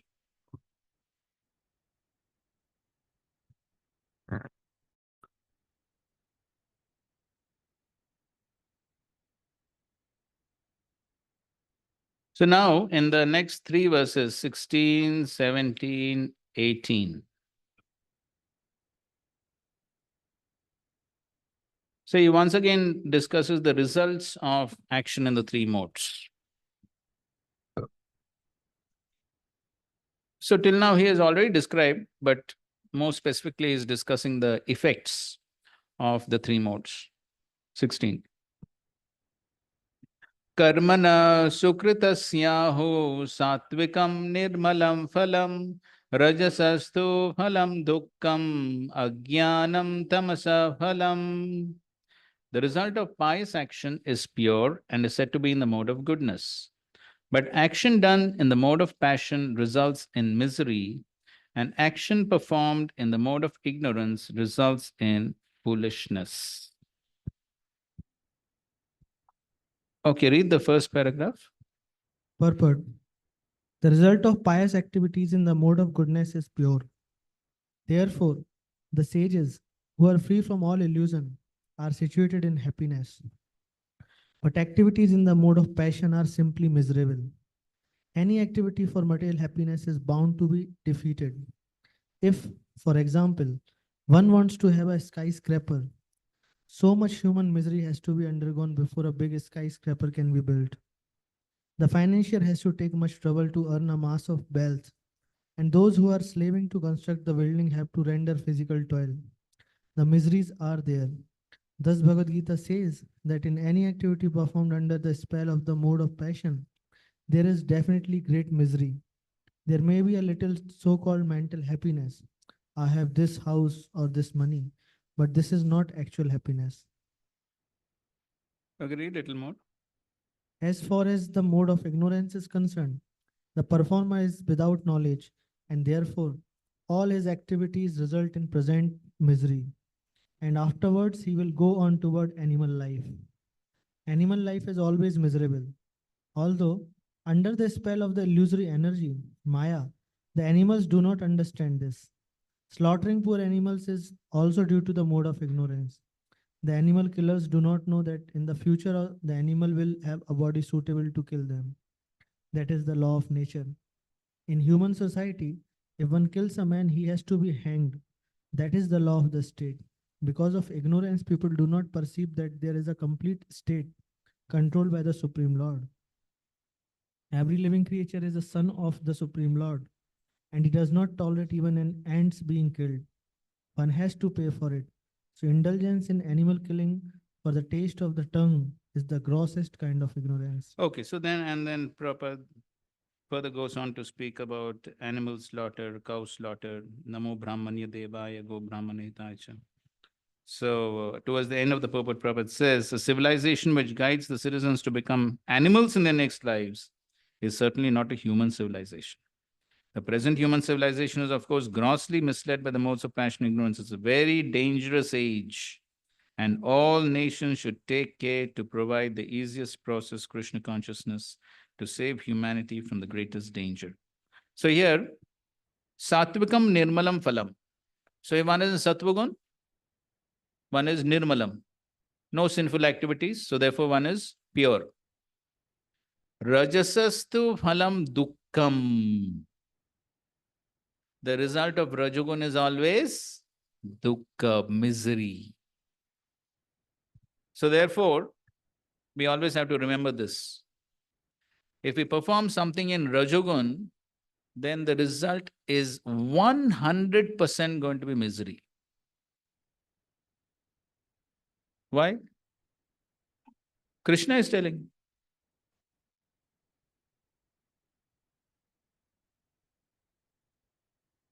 No doubt.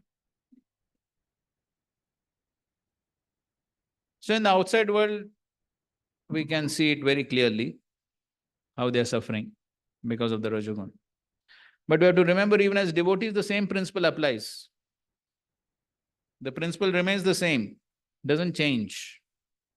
And again, we have sufficient examples within our own society for this. So just like sometimes we find, or in our society also before, we saw that how there were some devotees who were too passionate for book distribution. And then they were using Prabhupada's statement, hook or by crook, and justifying their wrong ways of distribution. And so they were resorting to very passionate ways. You may have heard of some of them. Just give the books and then no change, okay, dump some more books.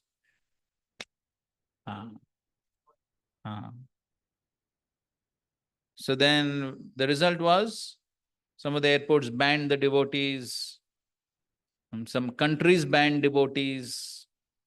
So there were so many problems. So when one is in passion, then one is very much, as we have seen, Sangha Trishna. Trishna, this hankering.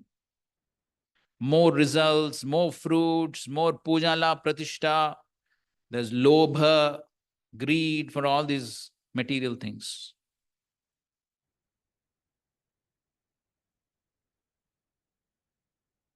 So just like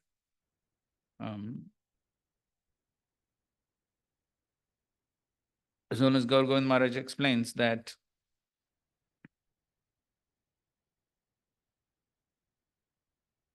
when there is pratishtha asha, the paramour of pratishtha asha is kapatya. So pratishtha asha is a symptom of Rajagun. So when one is influenced by Rajagun, one wants a lot of pratishtha. So if pratishtha does not come easily, then what one will do? Kapatya. Then somehow cheat, do duplicitous things, manipulate things to somehow get the results, to somehow get the fruits, to somehow get the prestige. So therefore he says both go hand in hand. When there's pratishtha asha, then there's every possibility of kapatya. And when there is kapatya, then there is cheating. And when there is cheating, the result of cheating is punishment. Punishment comes in the form of misery. So this is how the Rajagun will always lead to misery.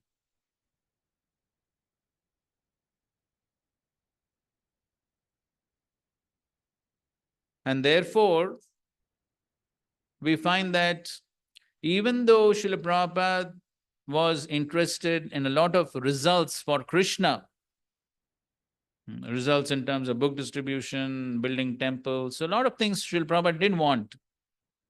But he was very clear and he emphasized that in order to be in the right consciousness, therefore, one needs to have a good sadhana, a good morning program. Otherwise, one will get swayed away by the Rajagun. That's very easy, in especially the present age. As we read, Prabhupada is saying, the standard in the modern age is Rajagun. That is the standard of human civilization. So therefore, being in such a civilization, to be swayed away by Rajagun is very easy. And we all have our previous conditionings of Rajagun and Tamogun. So it's very easy to get swayed away. And so therefore, to remain in the proper consciousness in Sattva, the purification has to take place by the proper practice of sadhana. The chanting of the holy names, morning program, Bhagavatam class. And I think so I told you this pastime of how in Juhu, when the senior devotees were staying in a separate apartment, you remember? I told, no? Then what Prabhupada said?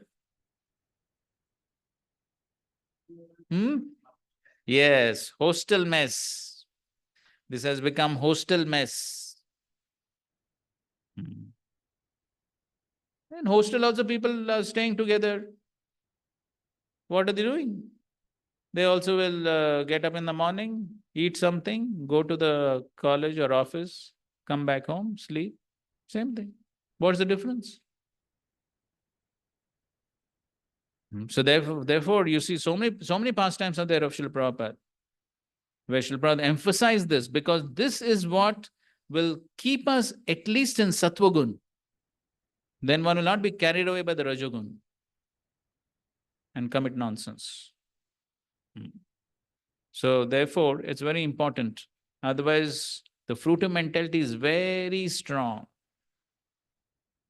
And sometimes we do find that even brahmacharis we see in different places we see.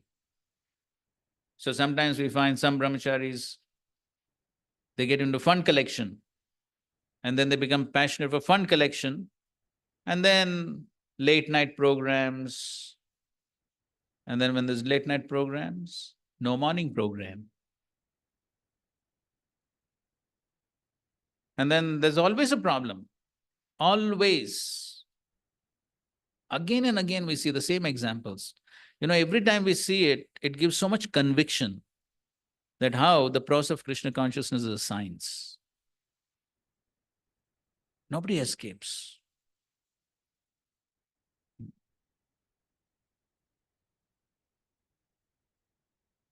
So therefore, one always has to be careful.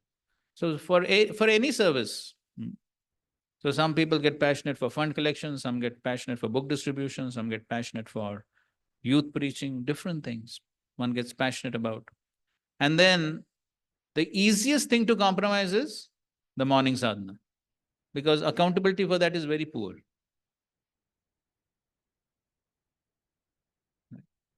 Usually for services, accountability is much more. Result lao, kahan hai?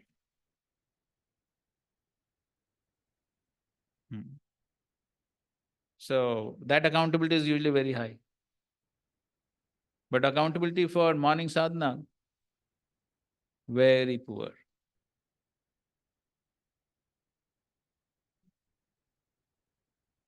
Yes, that's true.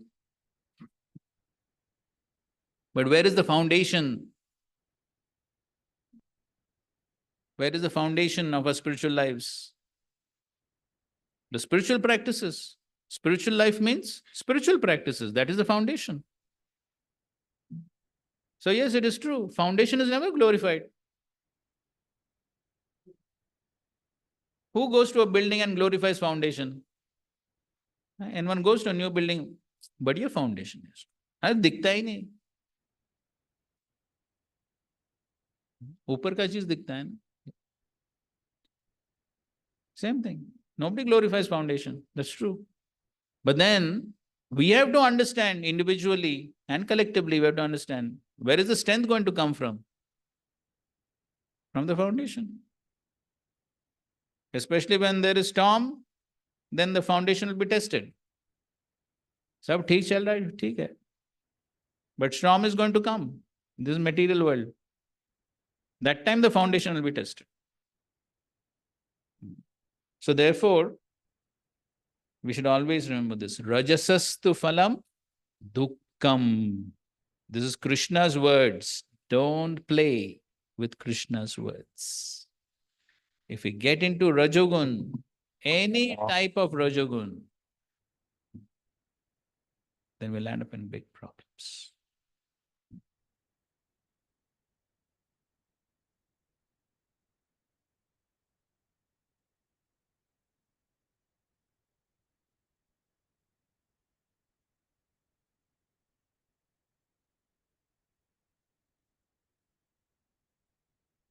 So Recently, there was a famous YouTube preacher, became quite famous. But then, again, the same problem. So, when there is passion, again, is the passion for prestige, followers. So then spiritual practices went down, and that person committed great blunders. Great blunders.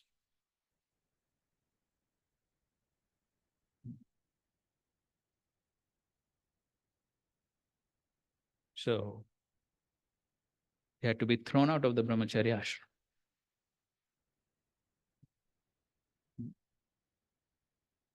So the person had illegal relationships with the opposite sex, illegal accumulation of money, so many things.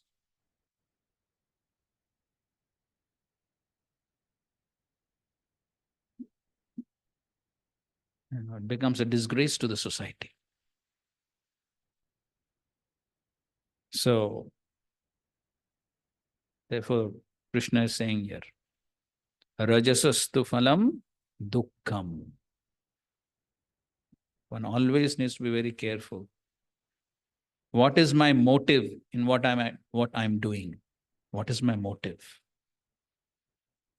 Am I doing it to please Guru and Krishna, or am I doing it for self-prestige and sense gratification? And so therefore the bottom line is sincerity. So if one is sincere, then one will act sincerely. And if one is not sincere, then one will get swayed away. And it's very easy because all this is very attractive in conditioned life. Puja la pratishtha is very attractive, correct? For conditioned souls. That is what the conditioned soul is hankering for. So, and as we said, history repeats itself again and again, and we find the same thing. And for some, the mode of passion manifests in terms of no patience. That's another manifestation of Rajogun. No patience. अरे कितने दिन साधना भक्ति करते रहेंगे? This is another symptom of Rajogun. हमारा सिद्ध देह क्या है पता होना चाहिए.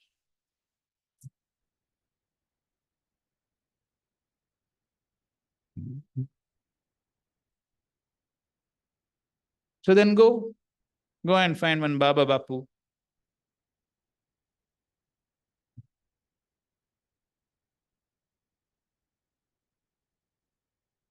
Anything new about this? No. Again and again, it has happened. Senior devotees. All these are different manifestations of Rajagun.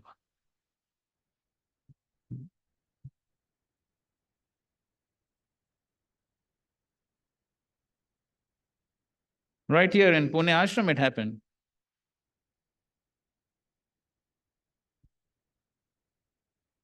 Two brahmacharis went to find this Siddhadev.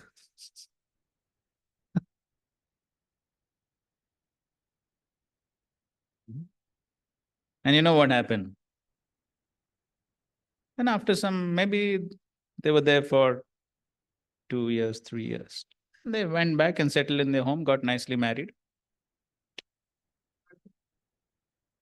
Then they realized they're actual Siddhadev.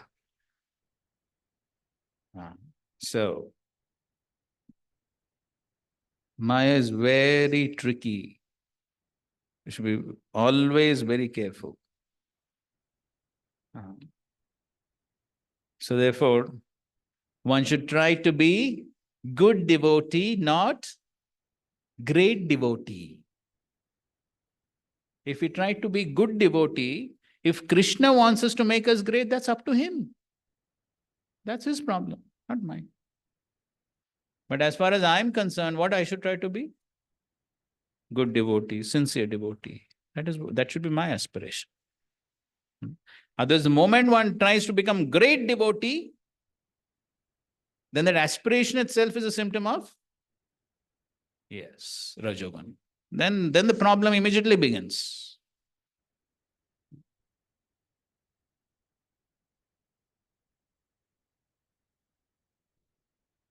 Rajasastu phalam dukkam. Agyanam tamasa phalam. Action per one mode of ignorance results in foolishness. So see, this is how it acts. If one acts in goodness, it will result in more goodness. If one acts in rajas, it will result in more rajas. If one acts in tamas, it results in more tamas. That's how it works. So every action reinforces that particular mode. So now I may not be in sattva, but if I try to act in sattvagun, same example we can take. So I don't feel like getting up in the morning for Mangalarti, but because it is instruction of Guru, I try to get up. I take help.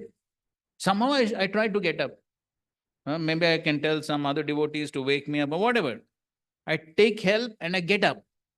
Then when I get up and attend, then what will happen? What will happen? Sattva will increase. Sattva will increase. And that sattva will help me to get up. And that is how the sattva will keep on increasing. On the other hand, if I don't get up, then what will happen? The tamas will increase. And when the tamas increases, the next day I'll feel even more difficult to get up. Then the tamas keeps on increasing. And then it is spiraling down. And so therefore we find that once one develops a bad habit, to give up the bad habit is very difficult. That's how people become chain smokers and all that. Because that's what happens. Every time one smokes, the desire to smoke is only going to increase. His Holiness Radha Maharaj quotes His Holiness Bhakti Tirth Maharaj. Many of you may have heard it. The good dog and the bad dog. Which dog becomes stronger depends on, yes, which dog you feed. So the same principle. You feed the sattvagun will increase. You feed rajas and tamas, that is what will increase. And so therefore, we find, so somebody who doesn't get up for Mangalarti for say 1 week continuously, then what will happen in the next week? Very difficult. And if he continues like that for 1 month, finished. And that's how we see that. Practically we see that. These things happening. Then it's practically impossible. Then it's such a great struggle to come out of the bad habit. So that is what Krishna is saying. Agyanam tamasa phalam. The one does something in tamogun, then the agyan increases. That means what? Tamogun increases. So therefore, one has to struggle to increase sattva. Because then that's a worthwhile struggle. So if one struggles for increasing sattva, then the sattva will keep on increasing. And then performing activities in sattva will become natural. And then that's how finally he'll come to Shuddha Sattva. Haji. It's regarding two events mainly. One is Ratha Yatra and one is Krishna Janmashtami. So Now, that don't talk about exceptions. We understand that festivals are exceptions. okay. That is understood. But exception cannot become rule. And Guruji, like this is my practical experience. In the process of winning over tamas or the rajas, sometimes mind cries a lot. yes, And definitely. it really disturbs me. So how to deal with this?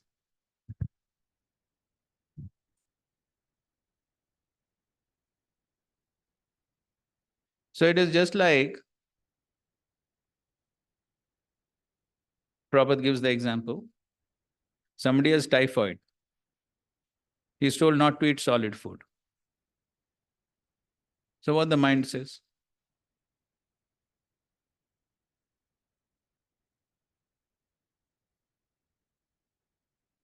Want to eat? Okay, you eat, then what will happen? Won't be cured of the disease. Then suffer more. Then suffer more. So therefore, then one has to ask oneself this question, what do I want?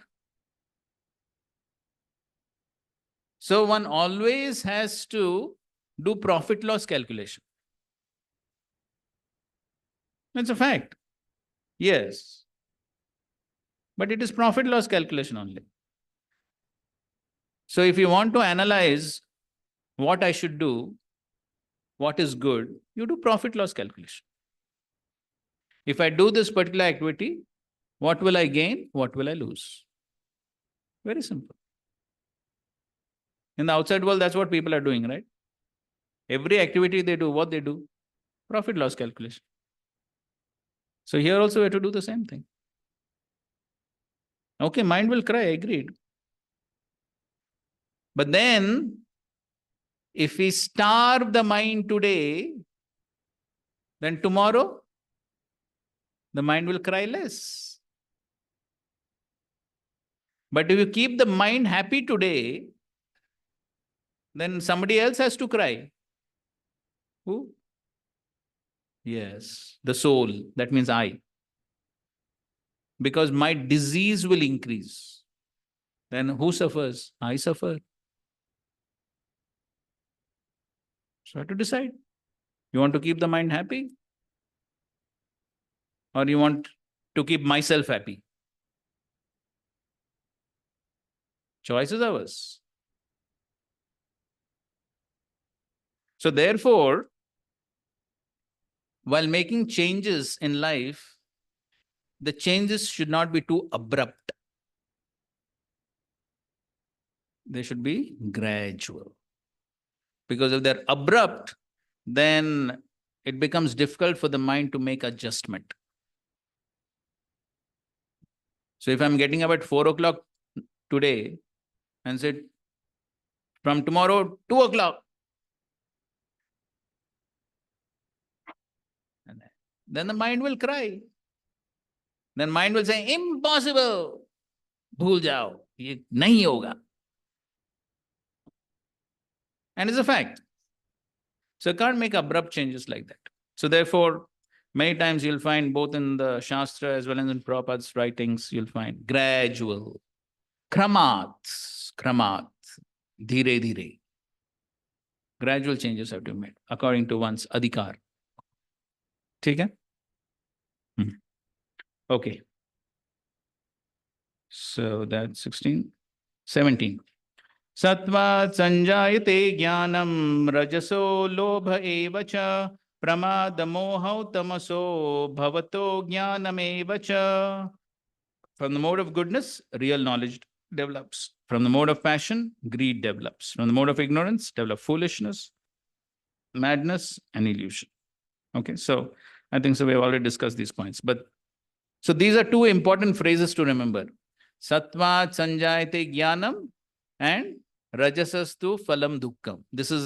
These two phrases indicate a gross contrast between sattvagun and rajagun. So if you act in sattvagun, what will increase? What will increase? Knowledge. Knowledge will increase. Act in Rajagun, what will increase? Dukkha will increase. So this is the contrast. So Srila Prabhupada writes some important statements in the purport. Prabhupada says, through Krishna consciousness, society will develop the mode of goodness. When the mode of goodness is developed, people will see things as they are. In the mode of good ignorance, people are just like animals and cannot see things clearly. Okay. So further on, Prabhupada is saying, because people have no education and actual knowledge, they become irresponsible. To stop this irresponsibility, education for developing the mode of goodness of the people in general must be there. When they're actually educated in the mode of goodness, they'll become sober, in full knowledge of things as they are. Then people will be happy and prosperous. And this is an important statement. Even if the majority of the people aren't happy and prosperous, if a certain percentage of the population develops Krishna consciousness and becomes situated in mode of goodness, then there's possibility for peace and prosperity all over the world. Otherwise, if the world is devoted to the modes of passion and ignorance, there can be no peace or prosperity. So at least, as Srila Prabhupada also in many lectures, he would say, Manushanam Sahasreshu.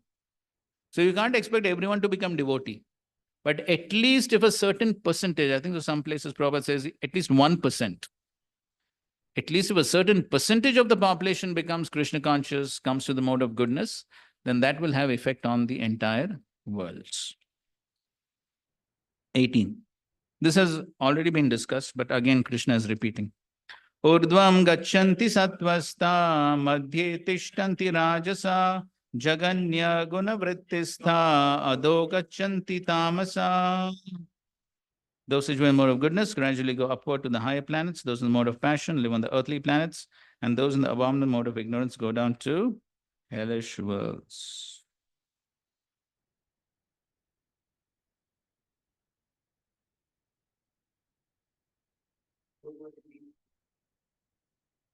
That's what Prabhupada is writing in his purport. But I was just saying something from the previous purport.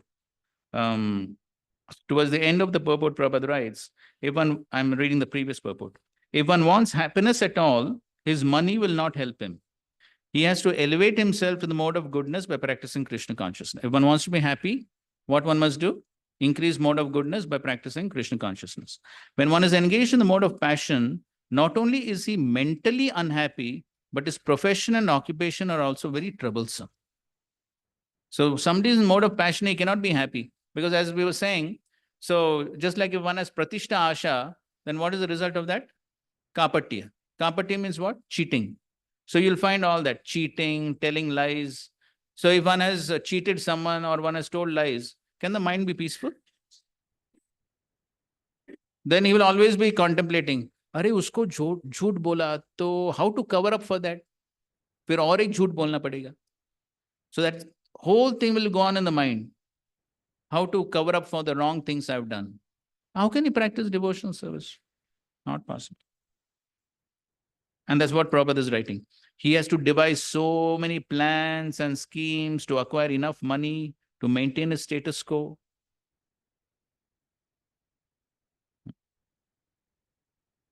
You know, we have seen these things happening even in our congregation here.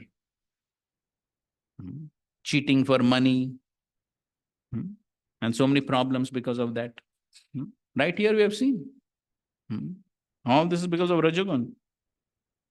So this is all miserable. In the mode of ignorance, people become mad.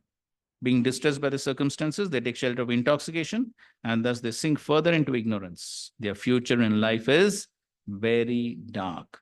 Okay, now coming to the 18th verse. So you see the second paragraph. That is answer to your question. The mode of passion is mixed. It is in the middle between the modes of goodness and ignorance. A person is not always pure, but even if he should be purely in the mode of passion, he will simply remain in this earth as a king or a rich man. If he is what? Purely in the mode of passion, but nothing is pure in this world. And therefore Prabhupada says, but because there are mixtures, one can also go down. So people on this earth, in the mode of passion or ignorance cannot forcibly approach higher planets by machine. Okay, so talking about moon landing. In the mode of passion, there is also the chance of becoming mad in the next life. That means going down to the lower species. So if one is purely in the mode of passion, then he can get birth on the earthly planet. But that pure passion also doesn't exist. It's always mixed. So because of the influence of mode of ignorance, he can also go down. Lower planets, animal species, even that can. Check. Okay. Now the last section of the chapter is how to rise above these modes. Okay, Prabhupada's lecture, please read.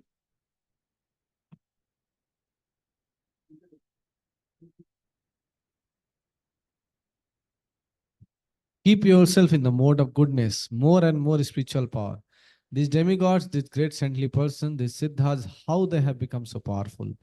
Satvikatana, being situated in the material modes of goodness. If you keep yourself in the mode of goodness, then you get more and more your spiritual power.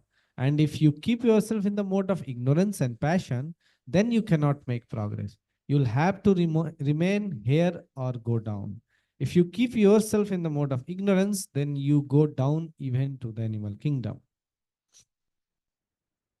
If you keep yourself in goodness, then you can go up. If you keep yourself in the mode of passion, then at most you can remain in Europe and America. That's all.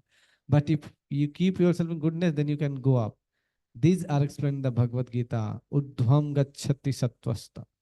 Those who are in the mode of goodness, even they are not spiritually very much advanced, so that they can enter into the spiritual kingdom. They will go in the upper status of planetary system, just like Siddha Loka, Janad Loka, Mahar Loka.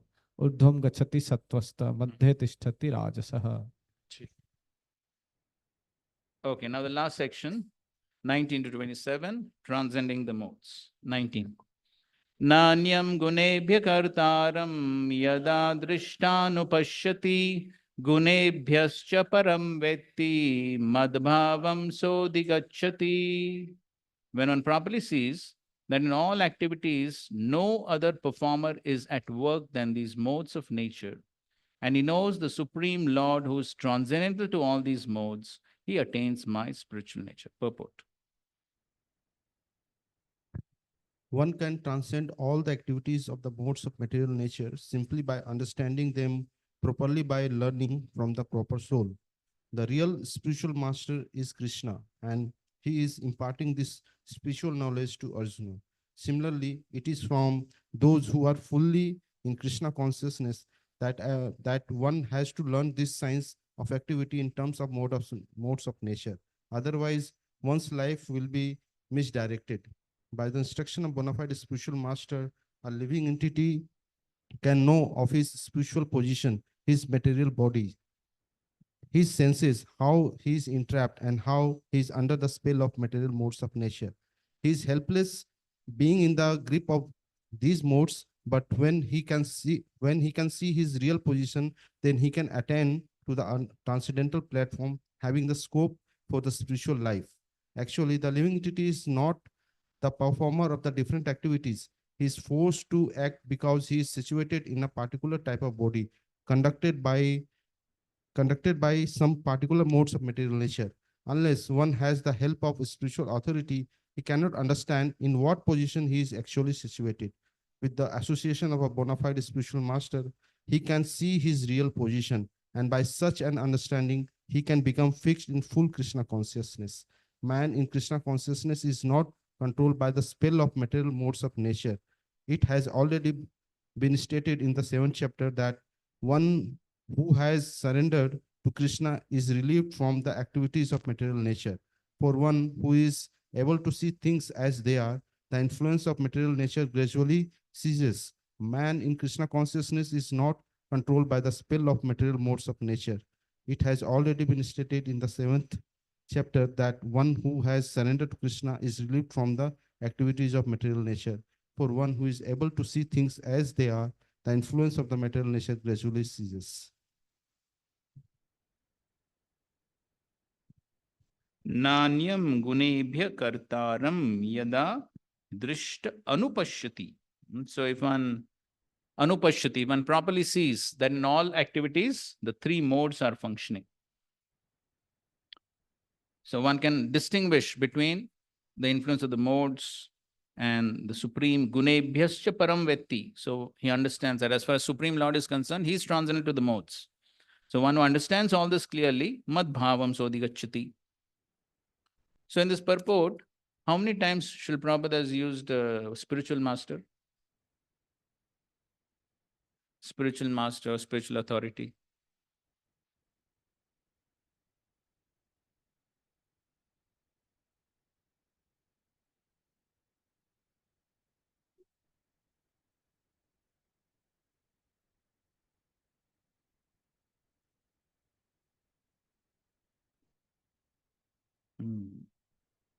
So 4 times he has used, and he has also said, it is from those who are fully in Krishna consciousness that one has to learn the science of activities in terms of modes of nature.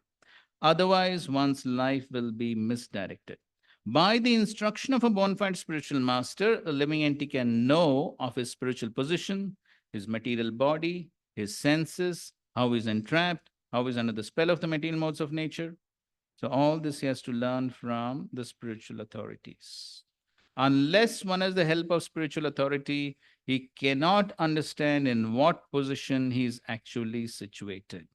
With the association of a bona fide spiritual master, he can see his real position, and by such an understanding, he can become fixed in full Krishna consciousness. So that's what we were discussing, that by oneself, one cannot understand what is my position. Again, the mind will always cheat one. Mind will say, no, you're Mahabhagavat, don't worry. Sab chalta hai. So that's how the mind cheats. So therefore, one always requires guidance of somebody else to tell us, no, you're not Mahabhagavat. You understand your position. So therefore, somebody always has to be there. Otherwise, as we were discussing, by the influence of the modes, one commits a mistake, and by the same influence of modes, intelligence gets covered. And therefore, one cannot detect one's own mistake. Therefore, Prabhupada also says, writer should not edit his own books. So, this is an important principle. 20. Gunanetan atitya trin dehi deha samudbhavan janma mrityu jara dukkher vimukto amritam ashnute. When the embodied being is able to transcend these three modes associated with the material body, he can become free from birth, death, old age, and the distresses, and can enjoy nectar even in this life. So if one transcends the three modes, guna, netan, atitya. So if one transcends the three modes, then one can become free from janma, mrityu, jara, dukkher, vimukto, and amritam ashnute. Then one can enjoy nectar, the nectar of spiritual happiness. As Prabhupada writes, he can enjoy the happiness of spiritual life even in this body. Because after leaving this body, he's certainly going to the spiritual sky. But even in this body, he can enjoy spiritual happiness. So one can be liberated even while living in this body. That is called Jivan Mukta. Iha yasya haredasya karma nikilasu apyavastasu jivan mukta sochate. So when one is fully engaged, body, mind, words, everything in Krishna's service, then one can transcend the modes and can experience spiritual happiness even while being in this body. Okay, now Arjuna is asking questions. 21. Arjuna uvacha kerlinge strin gunani tan atito bhavati prabho kim achara katam chaitam strin guna nati vartate. Arjuna inquired. 3 questions he's asking. Oh my dear Lord, by which symptoms is one known who's transcended 3 modes? What is his behavior? And how does he transcend the modes of nature? 3 questions. One is symptoms. So symptoms refers to internal qualities. Symptoms is internal. Achara, kim achara, behavior. Behavior is external, what others can also see. And how does he transcend? So 3 questions he's asking. And Krishna describes in the next 4 verses. Shri Bhagavan Uvacha Prakasham cha pravrittim cha moham eva cha pandava na dveshti sampravrittani na nivrittani kangshati udasinavad asino guner yo na vichalyate guna vartanta ityevam yo vatishtati nengate sama dukkha sukha swastha samaloshnaashma kanchanaha तुल्य प्रिया प्रियो धीरस्तुल्य निंदात्म संस्तुति मानापमानयोस्तुल्यस्तुल्यो मित्रारि पक्षयो सर्वारंभ परित्यागी गुणातीत स उच्यते. So here he's answering the first 2 questions. What are symptoms and what is behavior? Okay. So here the 22nd verse describes the symptoms, and the remaining 3 verses describe the behavior. Archer. Okay, please read both the translation and the purport.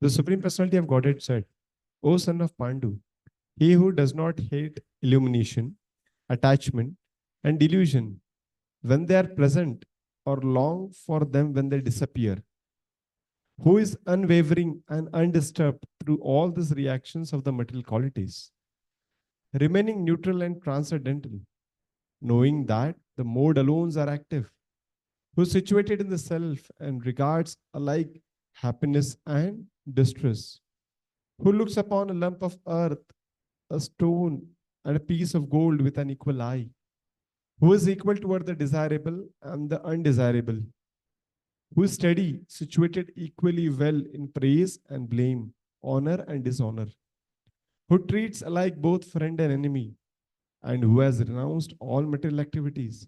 Such a person is said to have transcended the mode of nature. Purport. Arjuna submitted 3 different questions, and the Lord answers them one after another. In these verses, Krishna indicates that a person transcendently situated has no envy and does not hanker for anything. When a living entity stays in this material world, embodied by the material body, it is to be understood that he is under the control of one of the 3 modes of material nature. When he is actually out of the body, then he is out of the clutches of the material modes of nature. But as long as he is not out of the material body, he should be neutral. He should engage himself in the devotional service of the Lord, so that his identity with the material body will automatically be forgotten. When one is conscious of the material body, he acts only for sense gratification. But when one transfers the consciousness to Krishna, sense gratification automatically stops.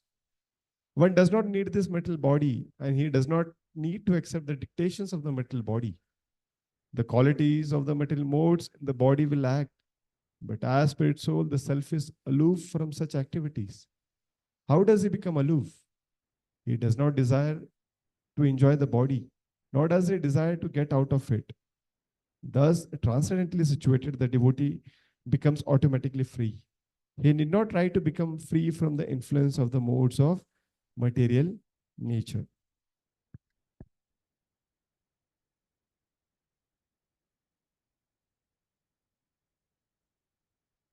मैं तो किसी और को बोला.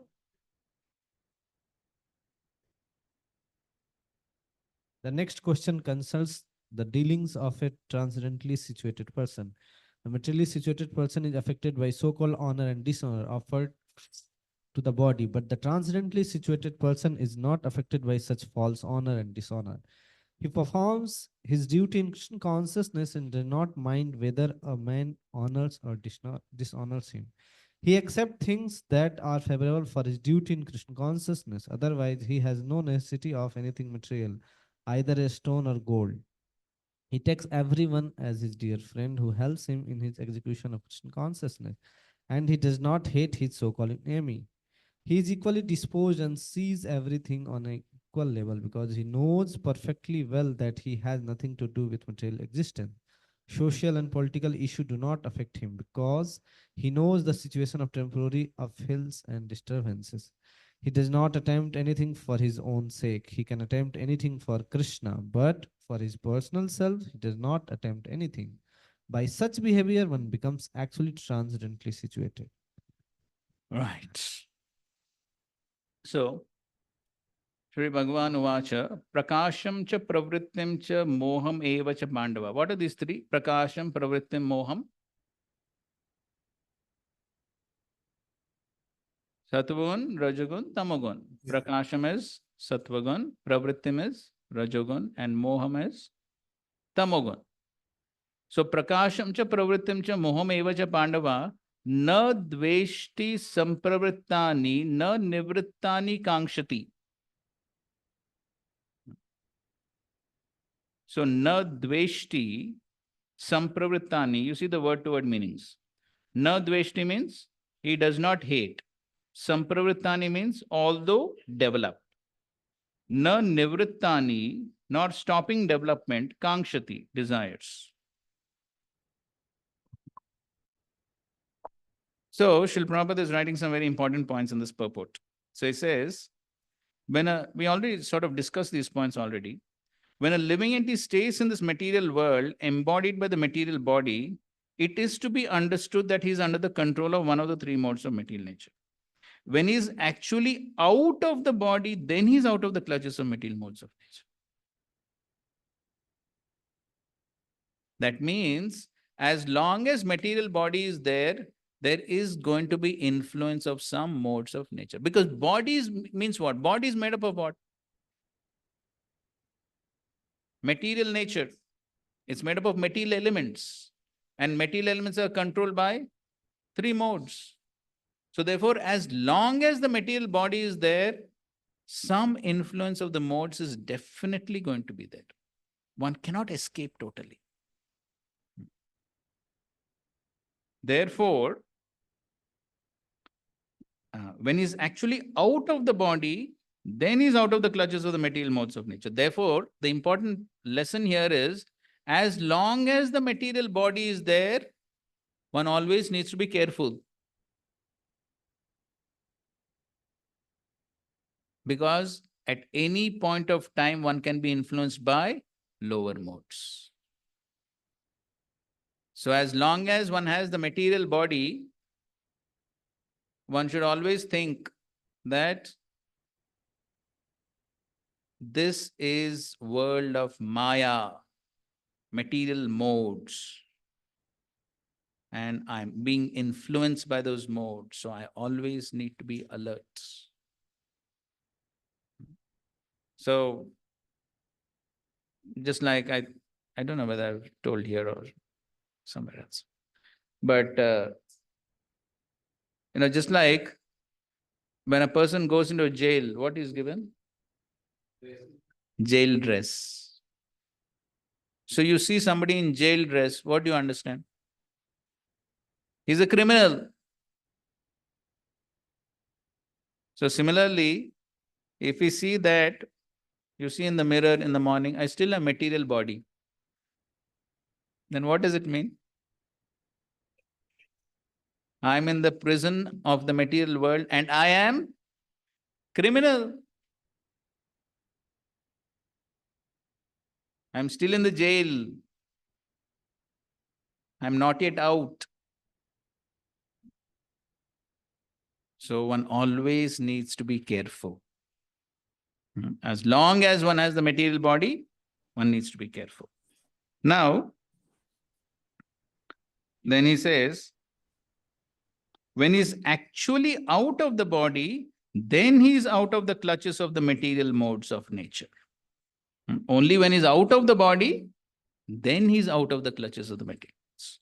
But as long as he's not out of the material body, he should be neutral.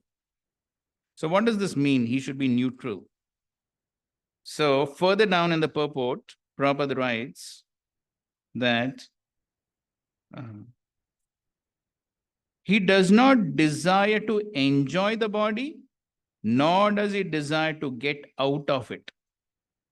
That is the meaning of na dveshti na kankshati.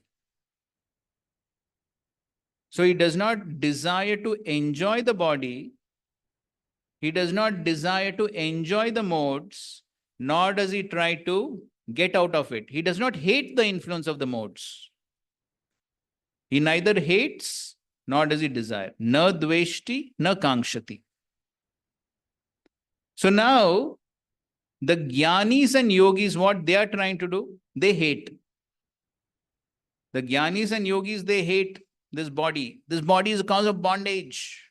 This body is cause of so many miseries. So therefore, become free from the influence of the body. Therefore, perform severe tapasya. Starve the senses.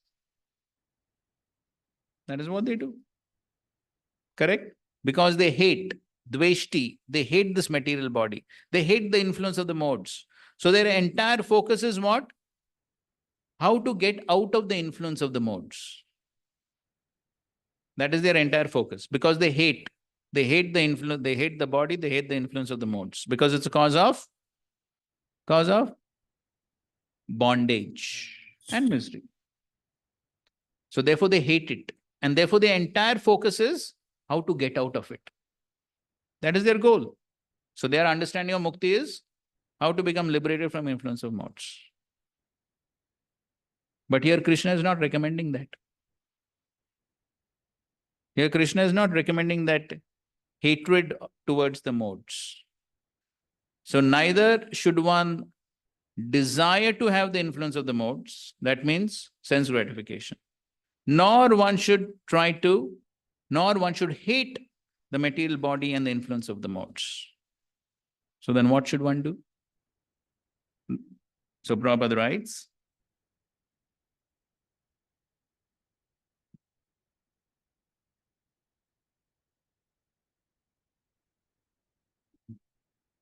he should be neutral. But as long as he is not out of the material body, he should be neutral. So then what he should do? He should engage himself in the devotional service of the Lord so that his identity with the material body will automatically be forgotten. So rather than focusing on the material body and the modes, one should focus on, one should focus on the spirit soul. One should focus on the spirit soul's relationship with Krishna and practice devotional service. That is our focus. Our focus is not on the body and the influence of the modes, how to become free from the modes, how to become free from body.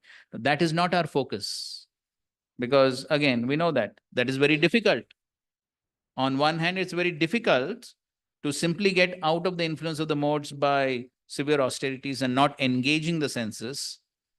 And at the same time, we also see that if one tries to do that, there is every possibility of falling down. So therefore, Krishna is saying, na dveshti, na kankshati. But what one should do? Focus on devotional service. If one focuses on devotional service, then the influence of the modes will automatically go away. That is the meaning of this. And that's what Prabhupada is saying here. One does not need this material body, and he does not need to accept the dictations of the material body. The qualities of the material body in the body will act. But as a spirit soul, the self is aloof from such activities. How does he become aloof? He does not desire to enjoy the body, nor does he desire to get out of it. Thus, transcendently situated, the devotee becomes automatically free. He need not try to become free from the influence of the modes of material nature. So the focus is on what? Focus has to be on what? Devotional service. That is the main focus. How to be engaged in devotional service. And the influence of the modes will automatically go away. And then the next paragraph, he's speaking about the different symptoms and the behavior of such a person. And that is basically udasinavad asino gunairiona vichalyate. So basically, the Materially situated person is affected by so-called honor and dishonor offered to the body, but transcendently situated person not affected by such false honor and dishonor. He performs his duty in Krishna consciousness and does not mind whether a man honors or dishonors him. Okay, he accepts things that are favorable. Sama dukkha sukha swastha sama loshnashma kanchana tulya priya apriyo dhiras. So basically, he remains equipoised in all these dualities of material existence. So Prabhupada writes further on, he is equally disposed and sees everything on an equal level because he knows perfectly well that it has nothing to do with material existence. So when one is not affected by bodily consciousness, then he's not affected by the dualities. Sometimes there may be honor, sometimes dishonor, sometimes happiness, sometimes distress, but he's not affected. Why? Because he knows the situation of temporary upheavals and disturbance. He knows this is material world, this is material body. Dualities, ups and downs are bound to be there. So he's not affected. He does not attempt anything for his own sake. He can attempt anything for Krishna, but for his personal self, he does not attempt anything. By such behavior, one becomes actually transcendently situated. So now the answer to the third question, how can one become free from the influence of the modes? How can one transcend the modes? Next verse. Mam jaya vicharena bhakti yogena sevate sagunan sampatityetan brahma bhuyaya kalpate. One who engages in full devotional service, unfailing in all circumstances, at once transcends the modes of material nature and thus comes to the level of Brahman. Purport. This verse is a reply to Arjuna's third question. What is the mean of attaining to the transcendental position? As explained before, the material world is acting under the spell of modes of material nature. One should not be disturbed by the activities of the modes of nature. Instead of putting his consciousness into such activities, he may transfer his consciousness to Krishna activities. Krishna activities Okay, are that's known an as important point. That is also the explanation of that na dveshti na kankshati. Okay, so one should not be disturbed by the activities of the modes of nature. So modes of nature means what? So there are dualities. Modes of nature means dualities. Sometimes happiness, sometimes distress, sometimes heat, sometimes cold, honor, dishonor, all dualities. This is the nature of the material world. So one cannot be too disturbed by this. One should understand this is the nature of the material world. Instead of putting his consciousness into such activities, he may transfer his consciousness to Krishna activities. So that's what should be done. Okay, go ahead. Krishna activities are known as Bhakti Yoga, always acting for Krishna. This includes not only Krishna, but his different plenary expansions such as Rama and Narayana. He has innumerable expansions. One who is engaged in the service of any of the forms of Krishna or of his plenary expansions is considered to be transcendently situated. One should also note that all the forms of Krishna are fully transcendental, blissful, full of knowledge, and eternal. Such personalities of Godhead are omnipotent and omniscient, and they possess all transcendental qualities. So, if one engages himself in the service of Krishna or his plenary expansions with unfailing determination, although these modes of material nature are very difficult to overcome, one can overcome them easily. Okay, so that's an important statement. So if one engages himself in the service of Krishna or his plenary expansions with unfailing determination. So that's what is required. And although these modes of material nature are very difficult to overcome, one can overcome them easily. What is the verse from the 7th chapter? Huh? Daiviyesha gunamayi. Daiviyesha gunamayi mamaya duratyaya mameva. That's what Prabhupada quotes. Go ahead. This has already been explained in the 7th chapter.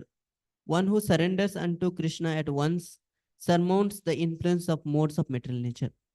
To be in Krishna consciousness or in devotional service means to acquire equality with Krishna. The Lord says that his nature is eternal, blissful, and full of knowledge, and the living entities are part and parcel of the Supreme, as gold particles are part of a gold mine. Thus, the living entity in his spiritual position is as good as gold, as good as Krishna in quality. The difference of individuality continues, otherwise, there would be no question of Bhakti Yoga. Bhakti Yoga means that the Lord is there, the devotee is there, and the activity of exchange of love between the Lord and the devotee is there. Therefore, the individuality of two persons is present in the Supreme Personality of Godhead and the individual person, otherwise, there would be no meaning to Bhakti Yoga. If one is not situated in the same transcendental position with the Lord, one cannot serve the Supreme Lord. To be a personal assistant to a king, one must acquire the qualifications. Thus, the qualification is to become Brahman or freed from all material contamination. It is said in the Vedic literature, Brahmaiva san Brahmapi eti. One can attain the Supreme Person, Supreme Brahman by becoming Brahman. This means that one must qualitatively become one with the Brahman. By attainment or Brahman, one does not lose his eternal Brahman identity as an individual soul. So Prabhupada is explaining this Brahma Bhuyaya Kalpate. So when one performs Avyabhicharini Bhakti, then the result is one comes to the level of Brahman, Brahma Bhuyaya Kalpate. So because this section on Jnana Yoga, so therefore Krishna is also using words which are pleasing to the Jnanis. So therefore he is using these words, Brahma Bhuyaya Kalpate. But then it requires the acharyas to explain what does it mean. So it does not mean one merges into the impersonal Brahman. So therefore Prabhupada is explaining, it means that one becomes qualitatively one with the Brahman. So quantity, the difference will always be there, but one becomes pure, qualitatively one with the Brahman. And so therefore, of course, this is the end of the answer to Arjuna's question. But then because this Brahma Bhuyaya Kalpate came, and the impersonalists may misinterpret this and think that it means merging into the Brahman. So therefore, Krishna just wants to make the point clear. What does this Brahma Bhuyaya Kalpate mean? Therefore, he has added one more verse to explain what is Brahman. Brahmano hi pratishtaham amritasya vyayasya cha shashvatasya cha dharmasya sukhesya kantikasya cha. And I am the basis of the impersonal Brahman. So even if one thinks that this Brahma Bhuyaya Kalpate means impersonal Brahman, but still Krishna is clarifying, I am the basis of that impersonal Brahman. And what are the qualities of that impersonal Brahman? Which is immortal, imperishable, and eternal, and is the constitutional position of ultimate happiness. And then Prabhupada is describing about Brahman, Paramatma, Bhagwan. So basically he's describing those things. So just to read a few statements from the purport. This attainment of the Brahman conception of life is the first stage in self-realization. We know that. At this stage, the Brahman realized person is transcendental to the material position, but is not actually perfect in Brahman realization. If he wants, he can continue to stay in the Brahman position and then gradually rise up to the Paramatma realization and then to the realization of the Supreme Personality of God. Then he gives the example of the 4 Kumaras. And one who cannot elevate himself beyond the impersonal conception of Brahman runs the risk of falling down. And then he's quoting from Srimad Bhagavatam. We know that was Patanti Ada Anadrita Yushmadangrai.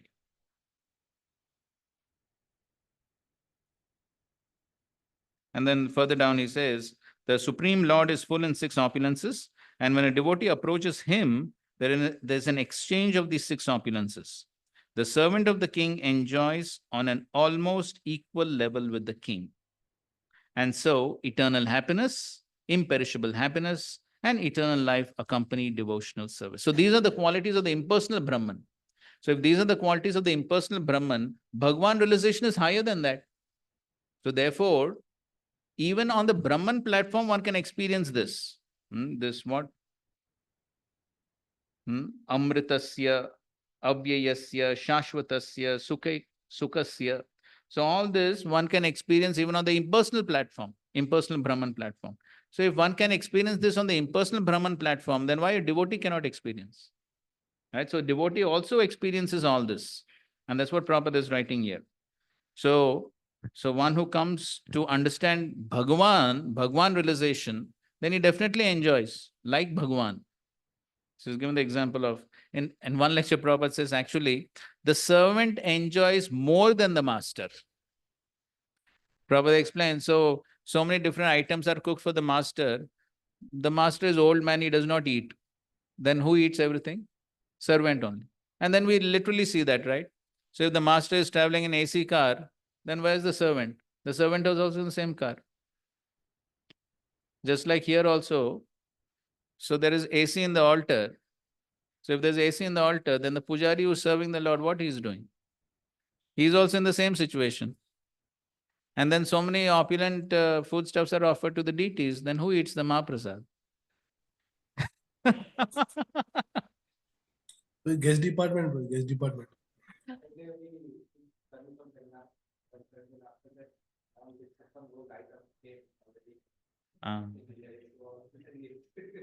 Right. So basically, then the devotees get. So the point is that the servants enjoy more than the master actually. So therefore, if one becomes the servant of the Supreme Lord, the servant of the king enjoys on an almost equal level with the king. And so eternal happiness, imperishable happiness, and eternal life accompany devotional service. Therefore, realization of Brahman or eternity or imperishability is included in devotional service. This is already possessed by a person who is engaged in devotional service. And then he's explaining why the living entity comes down into the material world.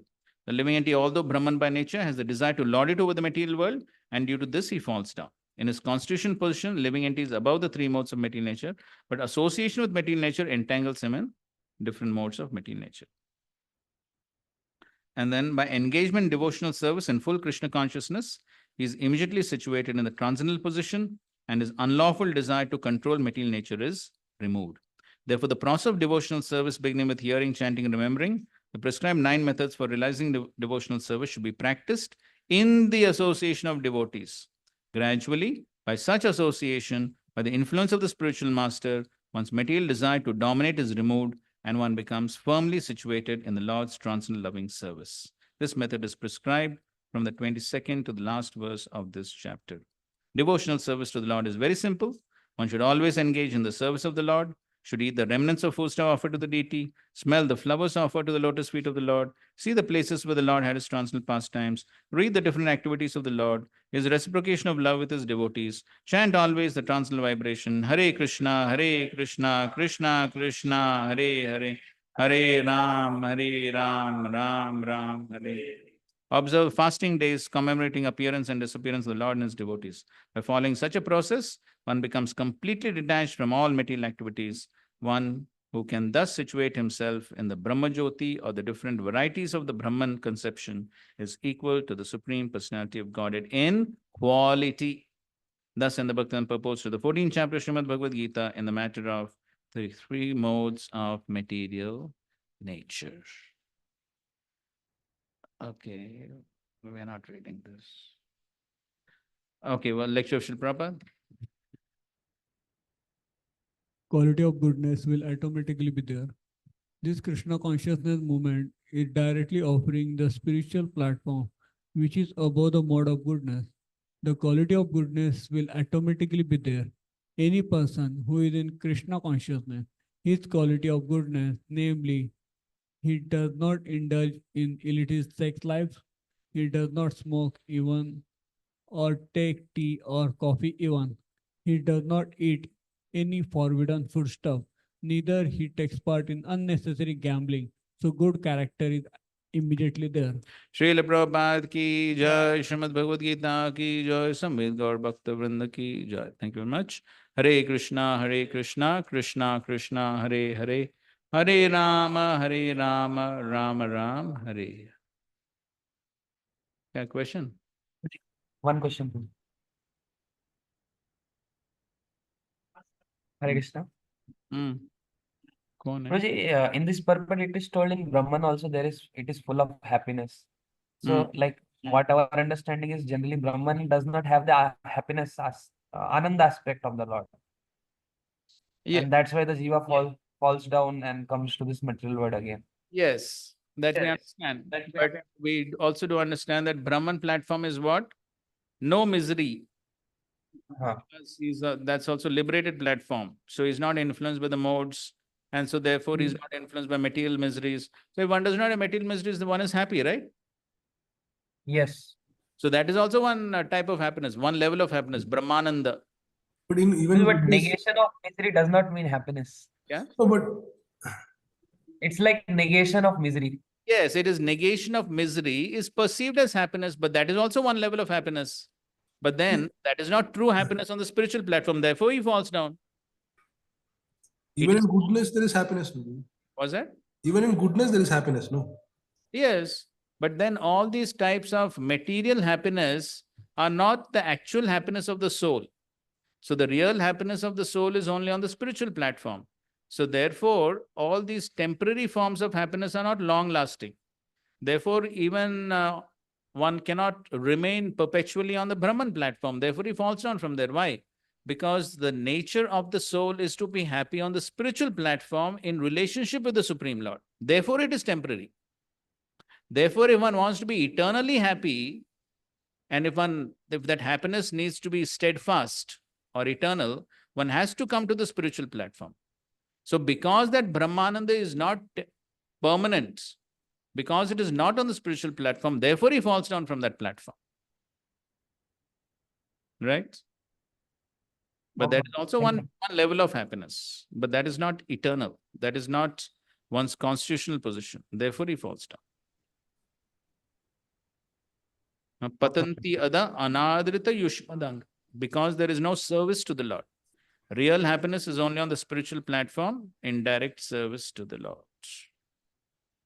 And so therefore, the nectar of devotion is explaining that when Brahmananda is multiplied some 3 million times, then that is the happiness one attains on the level of prema. Right. So that becomes insignificant for a devotee. All right? Yes, please. Hare Krishna. Srila Prabhupada ki jai. Okay, so tomorrow no class, right? So tomorrow no class, and then we'll have one more class on Thursday. Try to cover the 15th chapter. Hare Krishna.